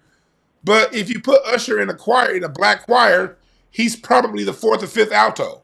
You dig? That's just being honest. Whether you like Usher or not, you put him in the Brooklyn Tabernacle Choir, in the Mississippi Mass Choir. Usher's probably the fourth or fifth. He probably does not get a solo in the Mississippi Mass Choir. Is that fair? So I believe that's fair. Yeah, yes, sir. So when we start to give you Usher, their music starts to decline, and then when we degrade from Usher and start making all of the music auto-tune, now they don't have quite a standard and a gauge to reach to.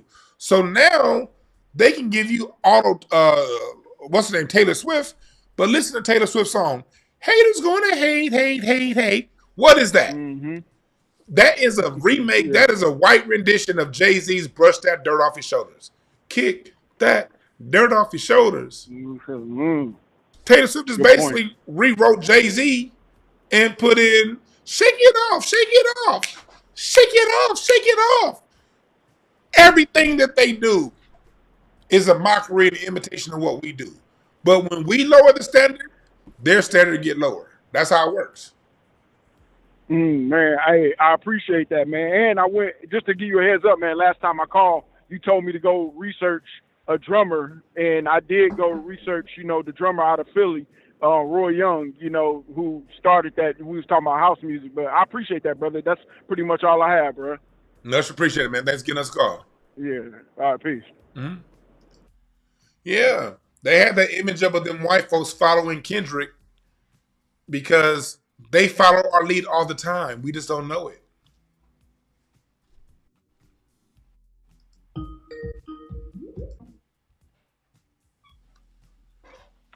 What's up, caller? What's the name? Where you calling from? Hey, it's Ty down in Florida, big boy. How you doing? I'm good, man. What's on your mind, my brother? These Africans, man. Cynthia Erivo, playing Quincy Jones, a dedication to Quincy Jones by shitting on us when she's basically with her friends, She's married to a FBA sister. But like I said, I got some Africans in my neighborhood, and they always coming up with that Pookie and Ray Ray. But in Africa, they 10 times to the power of Pookie and Ray Rays over there. They never want to discuss that. They come over here and look at us, look down on us, because one of the Africans in my neighborhood, he's a doctor, and married to a white woman. And we have a conversation once in a while, and you can just feel the vibe that, he looked down on us. Now, I try to tell him that, before you was a doctor, we had hundreds of doctors and specialists and, surgeons, so you're not doing nothing new, know? Not doing nothing new, but the medical schools are more likely to accept you than they are to accept us. That's just a fact. Yeah. But I land my plane there, brother. I love you. I love your content, brother. I tune in every time I get a chance, bro. Much appreciated, man. Much appreciated, man. Thank you.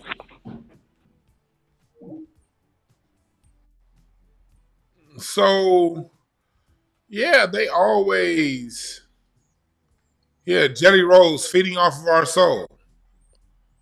At a time that Southern Soul, notice Jelly Roll comes around at a time that Southern Soul is reemerging.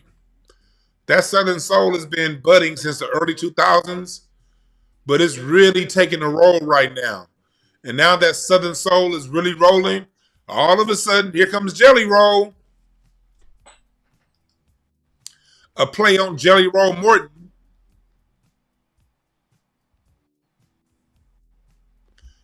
Y'all see how that works?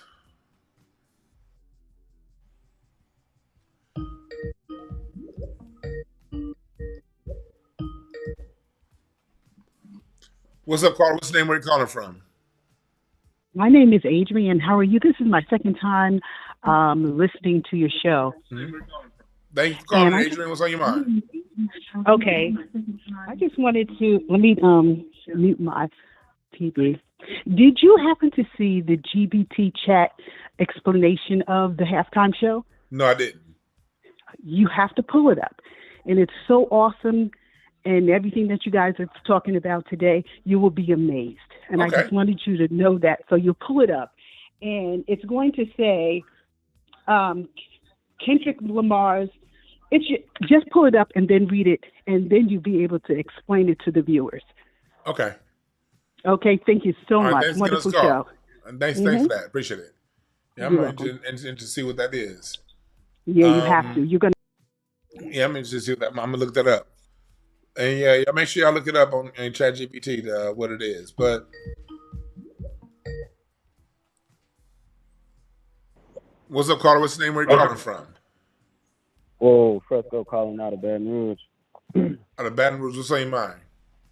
Man, I was I wanted to ask you, did you see the video of Jalen Hurts listening to Frankie Beverly and Mays after he won with the Super Bowl trophy? No, I did not see that. Go look that up, man. That was the best video of all of them, bro. Man, he was smoking a cigar with the Super Bowl trophy, playing Frankie Beverly, blasting it. I'm about to look that up. I'm about to look that up right now. You said Jalen Hurts? Yeah, listening to Frankie Beverly and Mays in the hallway of the Superdome with the Super Bowl trophy. Oh, hell yeah. And he that's New Orleans right there. He was actually at Frankie Beverly's last show in Philly, one of Frankie Beverly's last shows in Philly.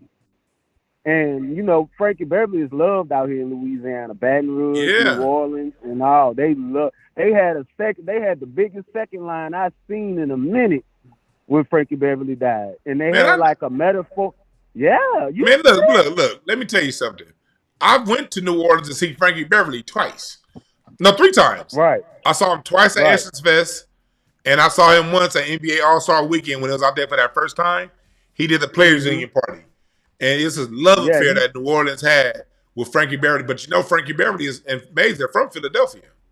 Yeah, that's what I'm saying. That's why I brought it up. Yeah. And that was the crazy part about it, because I knew he was going to win then, because I look into the gematria and the numbers and stuff. You ever heard of gematria? Yeah. Yeah, I do a little bit of that. I don't get too deep into it because numbers mean a lot of things. But when I looked at it and I seen some of the numbers he had, and then I seen 126 was a key number, and I know Jalen Hurts was the number 1, and Saquon was the number 26. And when I seen he was born on December the 6th, that's 12/6, I knew then, I was like, yeah, Jalen Hurts is going to win it, because they was in New Orleans, the Super Bowl was in New Orleans, Frankie Beverly and Mays is loved in New Orleans, and he's from Philly. And the crazy part about it, when he died on September the 10th, I think that week later, because after the second line, it was leading up to the Saints and Eagles game that weekend. After the big old second, and man, that was probably the best game I've seen all year that the Eagles played. Was that dope. Saints and Eagles game, man. It was just an amazing thing. I'm about to play that video right now, man. Thanks for giving us a call. No problem. Yes, sir. Now, I heard about the Jalen Hurts, but I didn't actually see it till now. Here it is right here. Here it is right here. I'm going to play it for y'all. Just found it.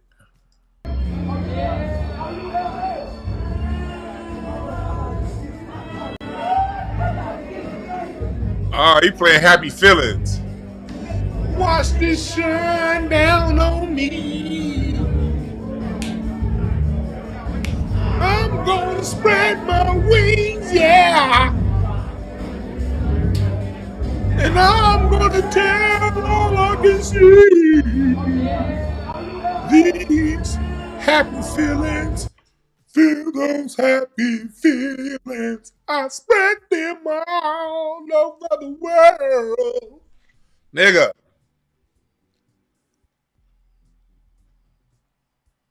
Boy. Hell yeah. Good job, Jalen Hurts. See, Jalen Hurts, he look like Jimmy Cozier. You dig? That's what I said yesterday on Twitter.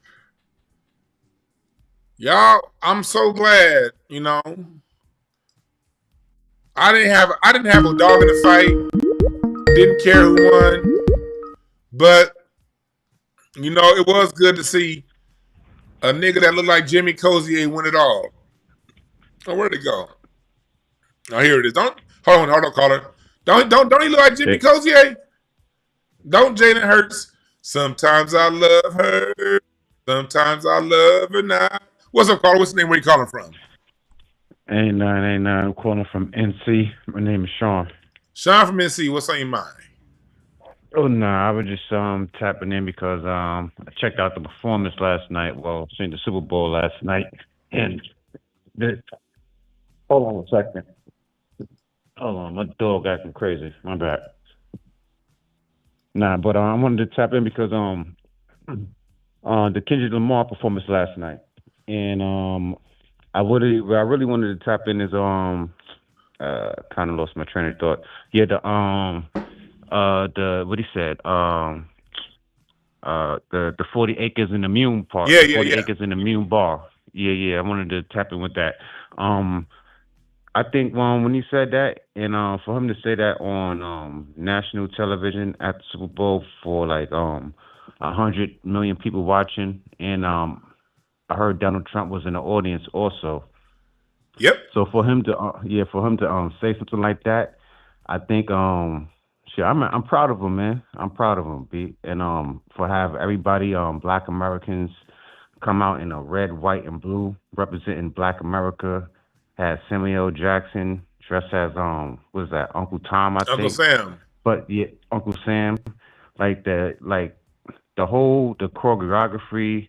Even matter of fact, even the brothers, like the dancers, like all the Black Americans that he had on the stage, like I gotta give props to them. Like they was flawless, bro.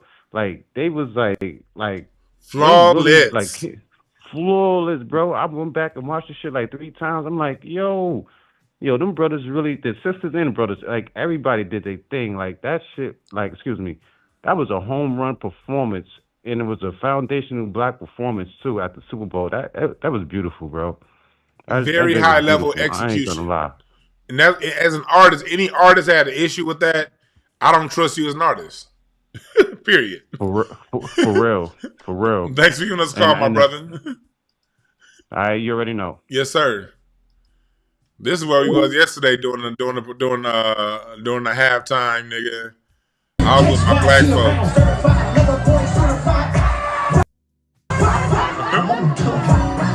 This was yesterday's Super Bowl shindig. Black folks in LA and it's county A minor. See that view of the city? This is a Black neighborhood. Black folks. This is Black LA right here, folks. This is Black LA celebrating Kendrick. Don't tell me that shit wasn't great. Don't tell me that performance wasn't great. What's up, caller? What's your name? Where you calling from? Hey, this is Chris from Chicago. Chris from Chicago. What's on your mind? Hey, so I want to ask about this. I love your podcast also. But I wanted to just ask about that one song, "Turn Your TV Off" with Kendrick Lamar. Yeah. I don't know if you've seen the chat, whatever.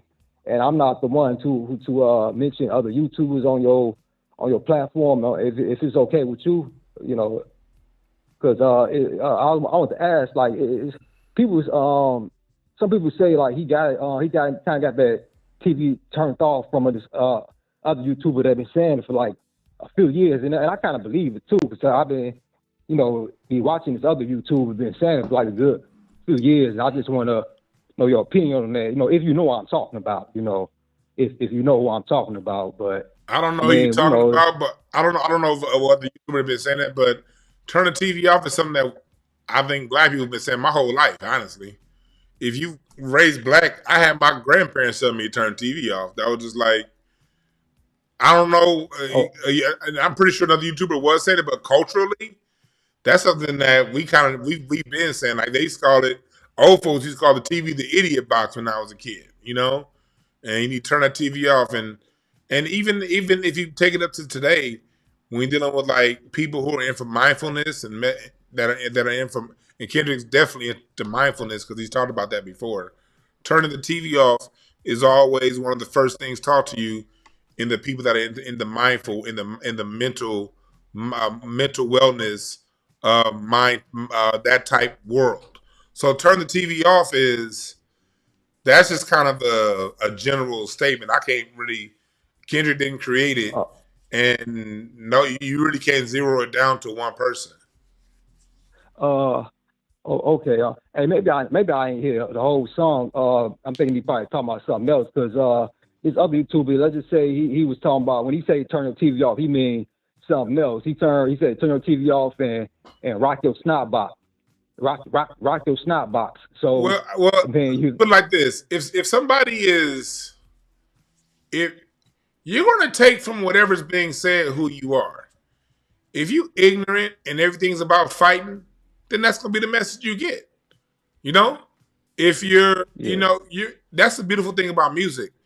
Whatever is in you is going to be the angle that you take from whatever message. That's why I love our music so much. At least Kendrick, a lot of music didn't really have much of a message.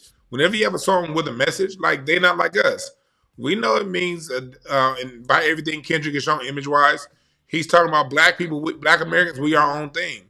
But you'll see a Palestinian bumping that saying that the Israelis ain't like us. You'll see a Pakistani bumping that and say India is not like us. You'll see an LGBTQ person bumping that and saying them straight people are not like us. That's the beautiful thing about music. You're going to take from the message whatever you're predisposed to believe about the world that you see. Oh, yeah. Okay. That's why it's best. That's why it's best. I'm glad for this call. That's why it's best when you hear a song like that or a song that vibrates you a certain way. You take your meaning out of it. Don't listen to what the next person say that song or that thing is about. What it might be about to this person. You can have 5 people in the room, and 5 people have completely different thoughts, well-rounded thoughts about what something is. That's why it's so important that you lean on yourself, not other people. So, all right, R.I.P. Dr. Neely Fuller. R.I.P. Right, man, have a good one. You too. And when it comes to this music, you lean in on yourself. You don't lean in on the next person. Ideas. Now, sometimes somebody may say something that vibrates with you, and you be like, yeah, I believe that too. That's cool too. But just make sure you're the one that give it the stamp of approval. What's up, Carter? What's your name? Where you calling from? Hey, man. My name's Gerald Jackson. I'm calling from a transgender clinic. I just got my surgery. I feel a little lighter. Hey, what up, man? It's Mark Prince, bro. What up, Mark Prince? What's up, dog? You know I was going to call you after sometime today, right? You know I was going to call you. I just wanted to say, first and foremost, man, I am so thankful for you. And I'm thankful for how you are spreading the word of the message last night. And you're breaking it down for them folks so that they can understand. You know, that get it past their little feeble mind. They wanted to see coochies and sparklers, right? Coochies and like, sparklers. Nah, man, that's what they wanted to see, right? Right. Like, you know, ain't nobody gonna flash a titty. You know what I mean? Like, yeah. Nah. What he did was say, okay, I'm not gonna take a knee. I'm gonna make this country take a knee. Right. On your field. Right, on your field. And the message permeating through to them white boys. Y'all can fuck with them Mexicans. Y'all can mess with them Filipinos and all the rest of them little immigrants. But y'all better understand one thing. We're American. We are American. We are. We ain't going nowhere. Nowhere. You ain't pushing nothing on us. This flag, that he did, the very foundation and fabric of that flag has black blood all in it. I loved it. Mm-hmm. I loved him sitting in the dead middle of that flag because Negroes are dead center in the middle of everything American. So through your red blood, there's Negro. In your stars, there's Negro. In your stripes, there's Negroes. Mm-hmm. You can't have that flag without Negroes. You cannot. And a lot of people miss like everything he says, like when he goes, I need all my babies. That's standing against the abortion that's killing our community. Yep. I need all my babies. Yep. All of them. Ooh, I just got a Charlie horse. But I like. I'm glad. As soon as you said that, I yanked back. I got a goddamn Charlie horse in the back of my leg. Woo! But no, that's how truth's supposed to hit you. No, but no, I want to go back to what you just said. That part, I need all my babies. I need all my babies. I need all my babies. And black people, it's time to switch that thinking, killing your babies. You need all your babies. Why you hate your babies? Because the white man told you hate your babies? That's a good point. That's a damn good point, Mark. Yeah, my girl tried to swallow the other day. I put my hand down her throat. This going in your vagina. Give me that. This nigga. I need all my babies. That's nigga. You giving saliva 2 fingers. You dig? Yeah, buddy. You know, saliva stanky fingers. and Uncle Sam as Uncle Sam. Right. It's amazing because it's like he was showing you, man, it is time to don your American garb. Right. It is not time to stand there and say, fuck America, you standing against America. Nope. This generation is so invested in America. It's time to gear up, strap up, and be like, we with everything that America does. We are America. We're going in the direction of America. So if America wants to be a world dominating empire again, well, hell, you know what? We're going to back you. That's better than the shit that we used to do. We're not backing you, and all we got is turmoil. You know what? Let's do it. Mm-hmm. Let's do it to the point that now y'all looking at us as the equals to you. They can't look at us as equals if we're always afraid to do world domination. The reason why I stand by world domination is because if we don't do it as America, another country will. And when that other country does it, you'll be sitting here crying about the things they do to you. Right. This is why we're dominators. And we got a lot of dominant men in the black community. And it's time for us to be alpha and stop saying, well, they wrong for this, they wrong for that. Mm-hmm. Yeah, but the very freedoms you have and you have used all your life, even if it's just going to the grocery store, is from world domination. We got to keep the gas prices, even though they kind of seem like they high to us, they this way because of world domination. Right? Nobody comes and bombs us and mess with us. We do our own bombing on ourselves. Okay, and then make it like it is somebody else. But don't nobody mess with us because of world domination. No European country has invaded anything in South America since America became America. Why? Because of world domination. That's why South America got to do everything we say. Ever since America wrote the Monroe Doctrine, people need to look up the Monroe Doctrine. That's the most gangster piece of legislation in the world. The Monroe Doctrine said that, hey, everything in the Western Hemisphere is American interest. And anything that comes to the Western Hemisphere is going to be seen as a threat to American interests, from Alaska to Chile. And since the Monroe Doctrine's been signed, nobody's fucked with it. And they all have benefited from that. All of those foreign states, countries, south of us and north of us, including Canada, they have all benefited from that protection. China has not invaded you. Uruguay, Ukraine or France again. None of those European countries, and they were running amok over here on the Western Hemisphere before the Monroe Doctrine. This is why the Orange Devil can pick up the phone and call anybody in South America when they stand up and say, well, we ain't doing that. He pick up that phone, and if you notice, an hour later, they're on TV saying, yeah, we're going to do that. Yep.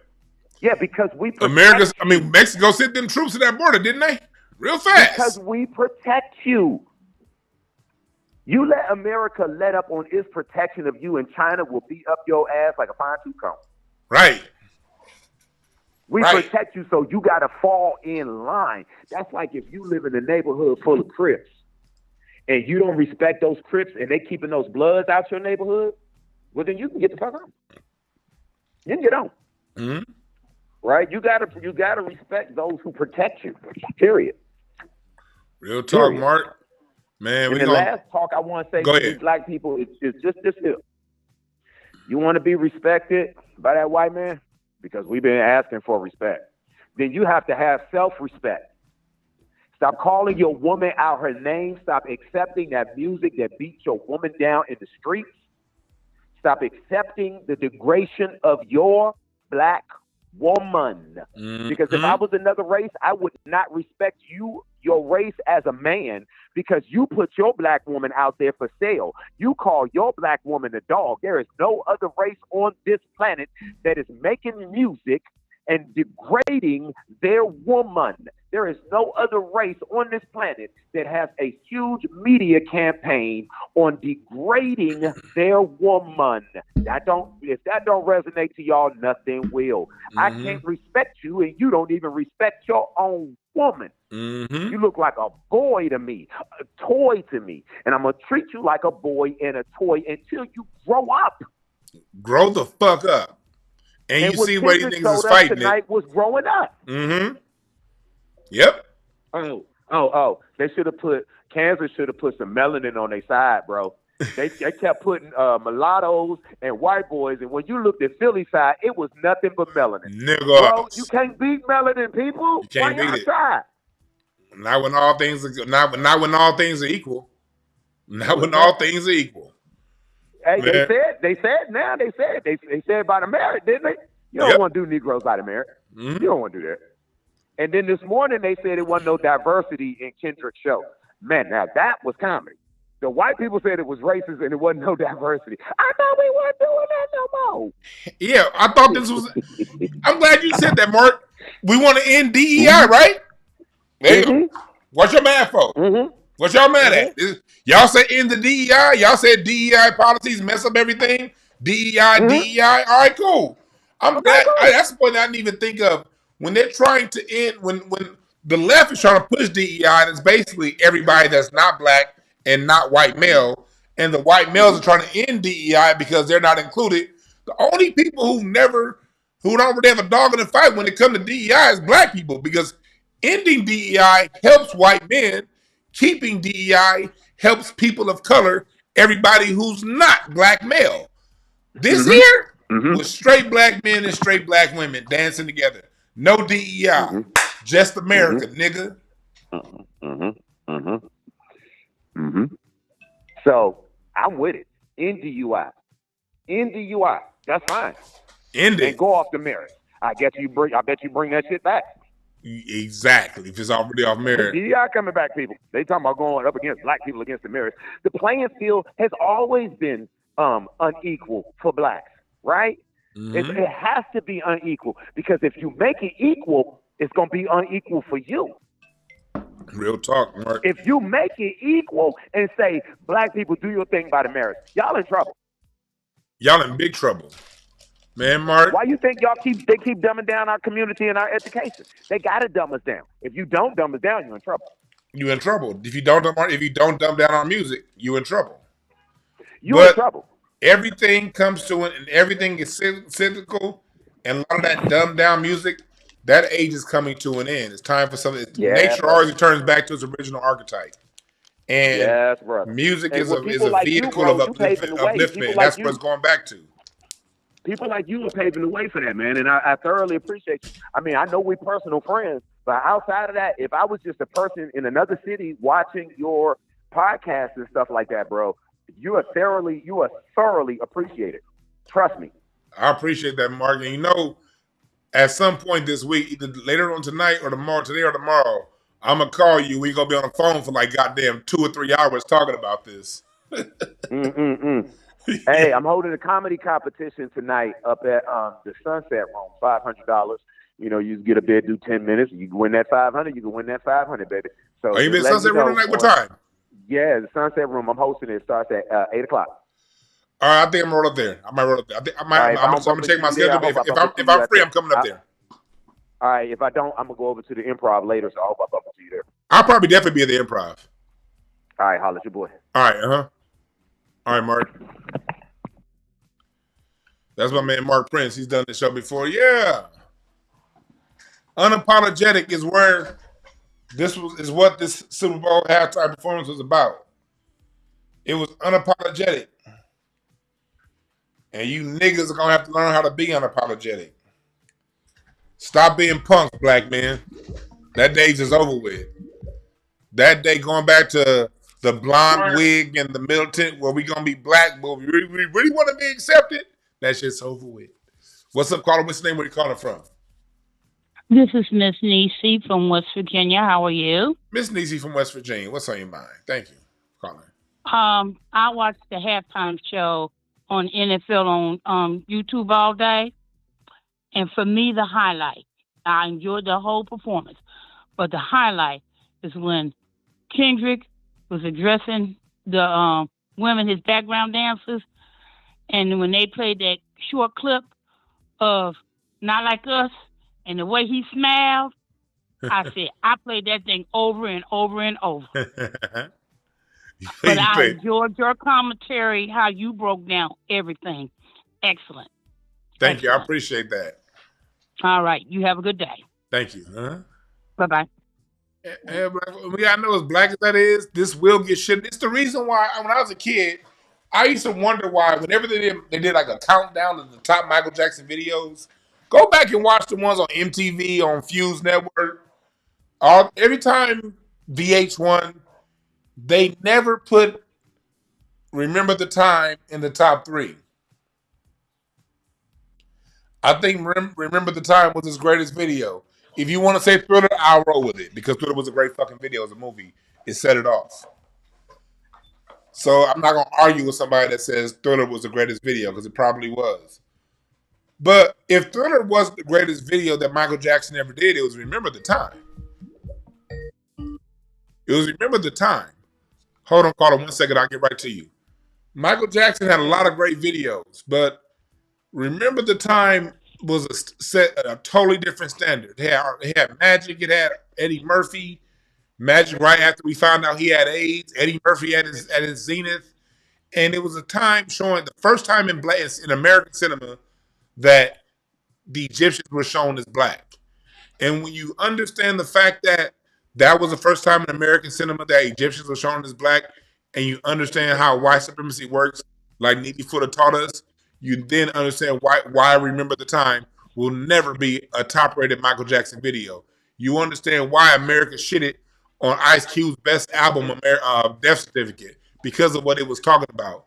Whenever black people tell the truth, you can guarantee it's never going to get held up in high regard. That's how America works, Jack. What's up, caller? What's your name? Where you calling from? Hey, the one. It's Amara from California. How you been, man? What's up, Amara? What's on your name, bro? What's on your mind, brother? I gotta tell you, yeah, that halftime show is better than a football game. That's for sure. That's for damn sure. That's for damn sure. I kind of so appreciate the super chat, but yeah, but with that said, I mean, nothing against the players, obviously, but that said, I mean, I have to give you your flowers, man. You've been on point, like for the last 3 or 4 years. I just want to say I salute you, and just keep doing what you're doing because you're making a difference out here, DeJuan. I appreciate it, dog. I appreciate that, man. Yes, sir. So, you said Kansas City got freight trained. Remember, the theme of the Super Bowl was America. What's up, caller? What's your name? Where you calling from? This is Darius from San Diego. Darius from San Diego. What's on your mind? I think it's funny that all the people. I don't try to put any energy in the people who didn't like it and saying it's the worst of all time. But I think what's funny when you're talking about Black Americans and the presentation, none of these distractors like the fact that he was sitting on an American-made car. They're not mentioning the political theme of the American red, white, and blue. They're not saying none of this, and it goes to what you were saying earlier about they just have that problem with blackness, right? You know, it's just they can't digest it. You know what I mean? Because when I see it from the surface, I see a pro-American theme, right? You know, and it was. I mean, I thought it was a great straight show. up pro-America. And I want to see what you think about this.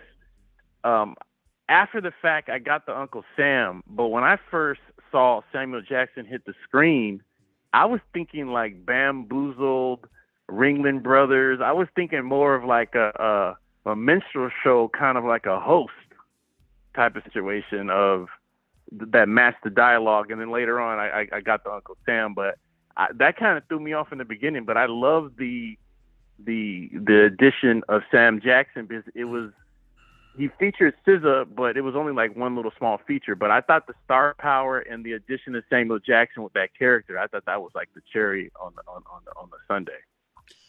It was because like I think it makes is just showing it very clear. With him, not only would have been Samuel L. Jackson, but also with the him basically being a ringleader. Because this is a game, guy. Uncle Sam. We got to look, and then we look at this whole thing on a deeper level. Uncle Sam, is who controls this circus that we know as America. Do the bunny, Uncle Sam is what we call America.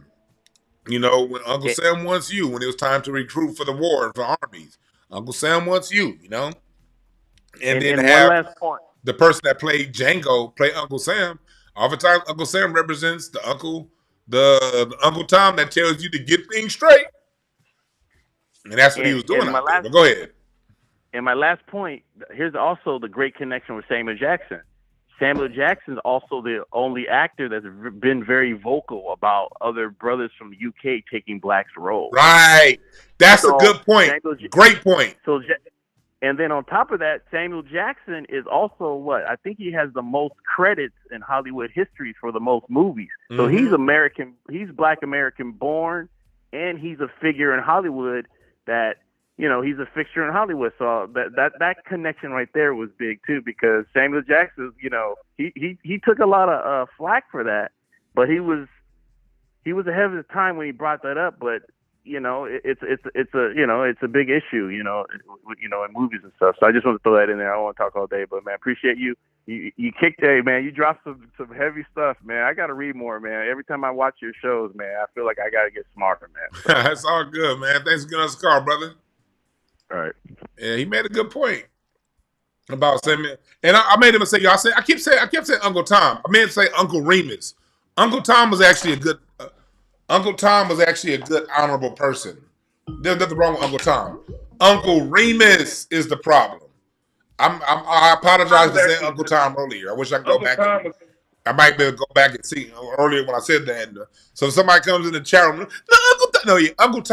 Uncle Remus was the problem. That was the symbol that we got to watch out for. What's up, caller? What's the name? Where you calling from? What's up, Dwan? This Rainbow. Rainbow calling. What's on your mind, Rainbow? Yeah. So to your point about the halftime show being a ode to America and having a black man tell y'all to get on this American wave, let me illustrate this for y'all. So it was a while back. Y'all remember when Floyd Mayweather fought that white boy? Tariq told the story that when he was out there, he went out there to go see the fight. Now, this is an American man, Floyd Mayweather, against this European, Irish He said he's seen so many of those white Americans running around with Irish flags. They will shit on America the first chance they get.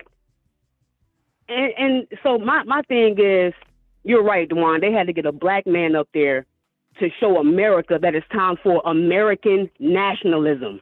And then Kendrick right there, like you said, he was on the GNX, Black Nationalism. It's time to get on code. I love this conversation. I appreciate y'all for letting me speak. Thanks for giving us a call, Rainbow. You always drop that wisdom. Thank you.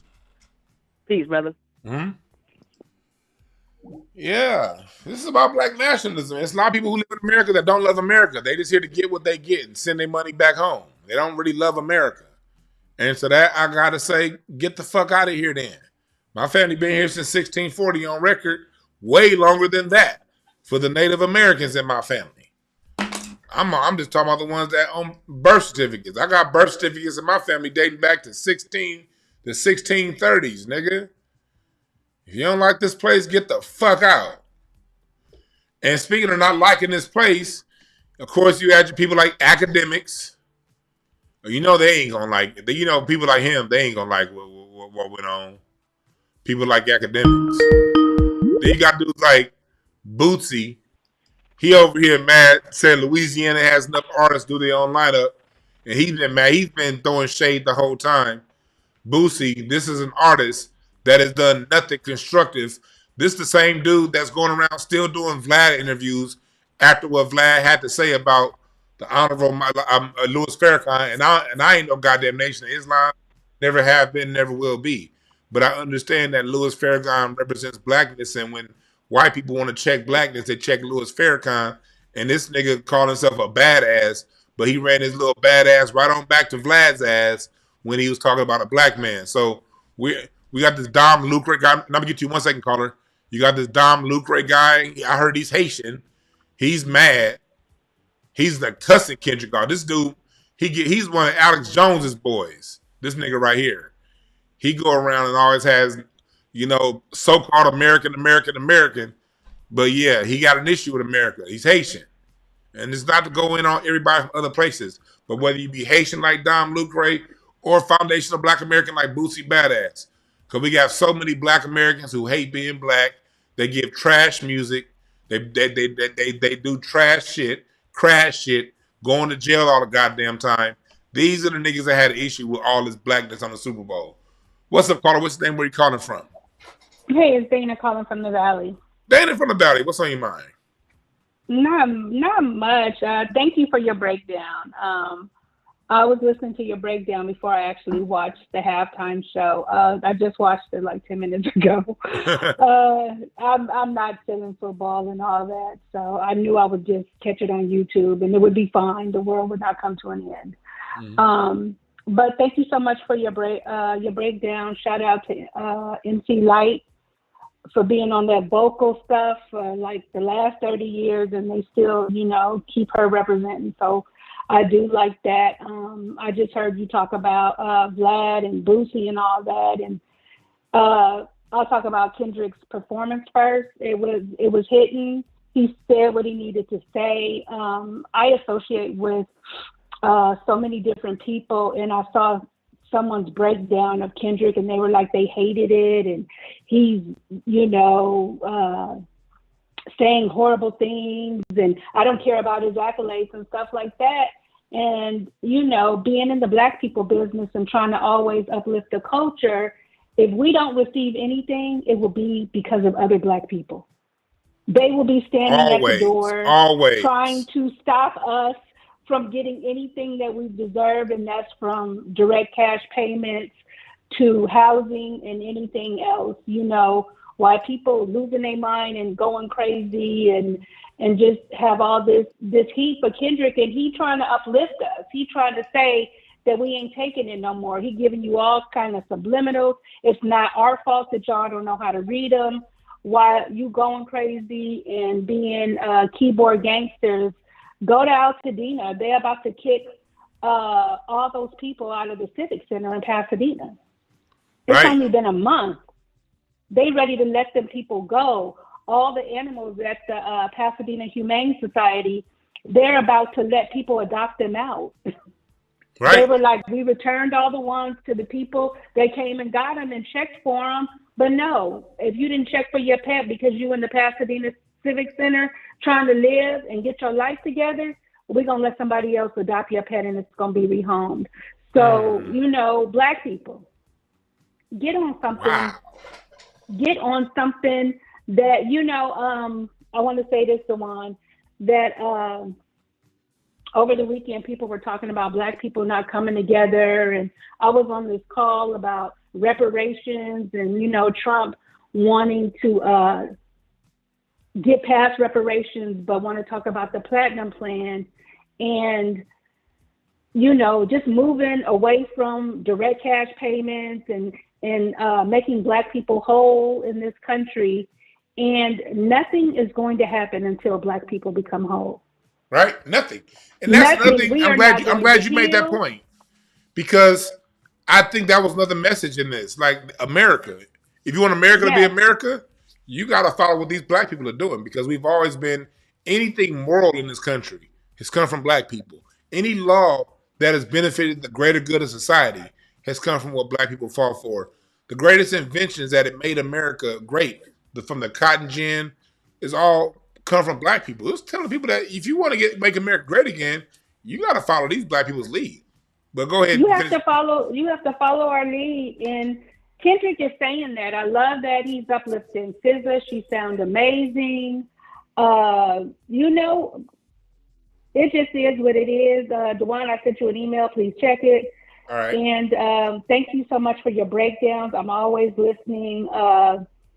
Dr. Randy Short, those are amazing to listen to. And what he's saying is, you know, we want to stop progress, but you can't stop progress. When a woman is ready to give birth, nothing's stopping that baby. That baby is coming whether you want it to or not. You cannot stop the time. Thanks, Juan. Thank you. I appreciate that. Thanks for getting on this call. And honestly, the only reason why we haven't had representations because of people like this in the chat. That conversation cooked. They ain't never gonna give us shit. You don't get things, you dummy, you take it. That's how everything happens in politics. Shit, name one thing in everything in politics is taken. They ain't gonna give us shit. Yeah. Because we got people like you on our. You imagine you gotta row a boat and it takes 10 people to row the boat, but 4 of them niggas saying, we ain't never gonna win. And then but now that they say we never gonna win, they put their paddle in the water and they start rowing in reverse. Let's go back to the white folks. You try to row towards you got 6 Black people trying to row towards reparations, and you got 4 Black people trying to row back to the white people. That's why shit don't happen, you dummy. If you're not gonna row towards reparations, then sit your bitch ass down on the sideline. So those of us who do row towards reparations, so we can get to the goal and get your dumb ass some money. Stupid fuck. It's gonna be my last call. It's gonna be my last. Well, I didn't pick up in time.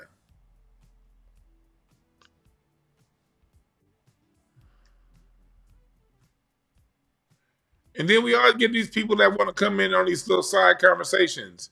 Talking about the NOI and Farrakhan. Oh my God. What I said about Farrakhan has nothing to do with the Nation of Islam. Has nothing to do with Farrakhan's lineage. Talking about how we started the show. We started the show on dealing with propaganda. And Louis Farrakhan is used as propaganda, as extreme blackness to simple-minded white people. You throw an image of Louis Farrakhan out there, you could tell a whole story about what you want. What white people want to tell other white people about Black people can be told just by making Louis Farrakhan an example. The white people don't care that his mom is from Grenada. The white people don't care that the NOI does things subversively to undermine Black organizations. It's all about propaganda, you fucking idiot. Stop all these dumbass side conversations and listen to the fucking message. God damn. I don't trust the NOI. It ain't about the goddamn NOI. It's about the propaganda. And if you understood that, you know what it meant when DJ Vlad or JD Vlad, because he ain't a DJ, when he went at Farrakhan, it wasn't about Farrakhan and the Asian Nation of Islam undermining black people. It wasn't about the Nation of Islam being behind killing Malcolm X. It wasn't about Farrakhan and where his mother came from. It wasn't about none of that. He's used as an image of powerful blackness because he's a black man who's never stood down. And he's also a message for you dumbass tethers that want to use him as an example. Black Americans don't care where you come from. As long as you down with the people, we love you. I don't care if you come from Grenada, or Shreveport. I don't care if you come from Ghana or Philadelphia. If you down with the people, we down with you. You tethers don't get to use Farrakhan as an example while you cooning. We love Farrakhan because Farrakhan was exactly who you not, you tether motherfucker. He wasn't a coon. What's up, Carter? Where you calling from? What's up? I want to ask you, did you see the Palestine flag last night in the background? Yeah, I talked about that when we first started. I hope the police beat that dude's ass. Oh, okay, I copy. Yeah, I just wanted to say, like, you see how they try to sneak into our stuff? Like, they try to sneak into our shit. Yeah. I guarantee that was a tether dancer. I can't stand him, man. I want Donald Trump just to get, and I'm glad Donald Trump was there to see that. Your phone's breaking up, my brother. But I got what you said. But it's breaking up real bad. I'm gonna have to hang up because it's breaking up real bad on this end. But thanks for that. All right. Yeah, his phone, but that's a good point that he made. His phone's breaking up. I don't want to jar your guys' ears. But he's right, though. They always got to come in on our shit. Man, I believe in police brutality sometimes. Man, I hope them New Orleans PD put all kinds of feet in the asses. I hope steel-toe boots got run all the way up that nigga's rectum to his throat for bringing out that goddamn flag. Police whoop his ass. I'm with it. This Super Bowl is about America, Jack.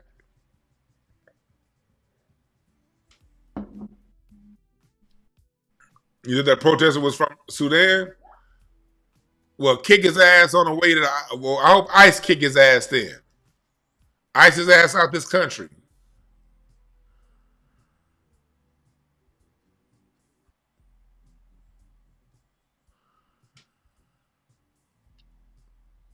Get him out of here.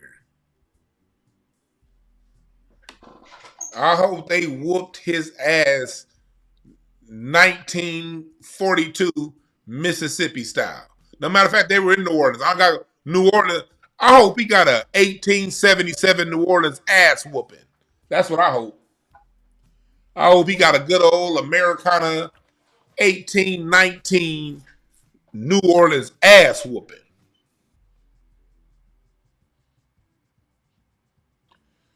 This is another book that I'm reading, Portraits of Domestic Slavery in the United States. Talking about what was going on in Louisiana and all that stuff during that time. Has images in it and all kind of shit. This is a good little book I just got. No.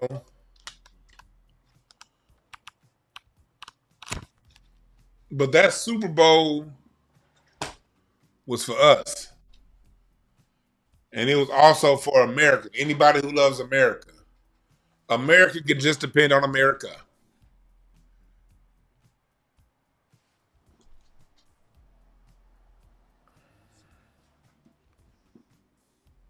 It got to go back to relying on black genius. It was the cotton gin that pushed America ahead of the world's economy. You want to know more about that again?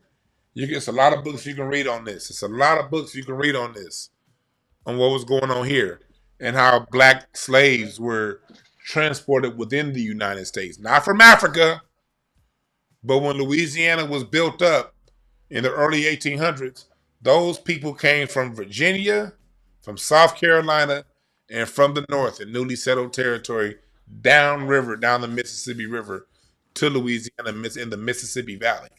So they were taken out of ports in Norfolk, Virginia, and Charleston, Carolina, and shipped around to New Orleans over 100,000 black people between 1815 and 1819 were shipped from the East Coast to the New West, which is Louisiana and the Mississippi Valley, sold on auction block in New Orleans, upriver to Natchez, Mississippi, and it was the invention of the cotton gin that pushed the American economy ahead of the rest of the world. The white supremacist is right. The whole world did have slavery. Black people were not unique when it comes to slavery. The people from the Caribbean and Africa is right. Yeah, we all were enslaved too. Yeah, you are right. But here's the difference. It was the black invented cotton gin. Eli Whitney took credit for it because he was a slave master that owned it because slaves couldn't own patents. So do you think a slave master is going to invent something to help his slave? No, the slaves invented it, and the slave master took the patent. It was the black people who invented the light bulb that allowed America to work 24 hours. It was the black invention of the ice box, that the refrigerated trucking system and car system that allowed America to transport food coast to coast. It was black genius that pushed America ahead. And till this day, it's black music that America's one of America's biggest export is its music. And it's black music, a source that costs very little to produce, that makes so much across the world, that makes America great. And it's the propaganda of black music that's used to ingratiate America around the world for the last 200 years. So anybody coming to you talking about it's not that deep, it's because they can't swim. Or they just don't like your black ass. And that might just be another black person that looks like you, that's born and raised foundationally here. As you can see through people like Boosie, those kind of niggas are prevalent. All right. I'm about to get up out of here. Thank y'all for listening. We have over 2,400 people like and share. Go to DewanB.com. Go to BlissCapsules.com. Type in the product code DewanB. Buy 2, get 1 for free. And that's why, before I close this out, y'all need to go to DewanB.com and let the world know black people don't owe anybody anything but an ass whooping. Hoodies and t-shirts on sale right now. Black people don't owe anybody anything but an ass whooping. John Henry Clark. Get the Black American Music Family Tree. Book your readings. It's Black History Month, y'all. And Kendrick did this black thing in Black History Month. Dope Black History Month celebration. Kendrick Lamar. Get your reparations down hoodie. Mothers of the Movement. Limited edition, established in 1865. That's us. Limited edition, established in 1865. Get all that merch right now for Black History Month at DewanB.com. All right, and them hoodies are comfortable as fuck. Anybody got a hoodie, you know. And be okay with people shitting on it, because look at the kind of people who are shitting on the issue, on what Kendrick talked about. Joe Budden pushes fuck nigga program. I'm not saying he is. He's not. But it's programming. He pushes. Joe Budden is the one who put academics on. Pay attention to the niggas that don't like what's happening. They're the people that Kendrick Lamar was talking about in the song "Watch the Party Die." The party's mad because the party they know that the party's over with. The game is over with. Like Samuel L. Jackson said. You did. Thank y'all again. Remember, there are no perfect messengers. Only perfect messages. Those willing to pick up the game. We out.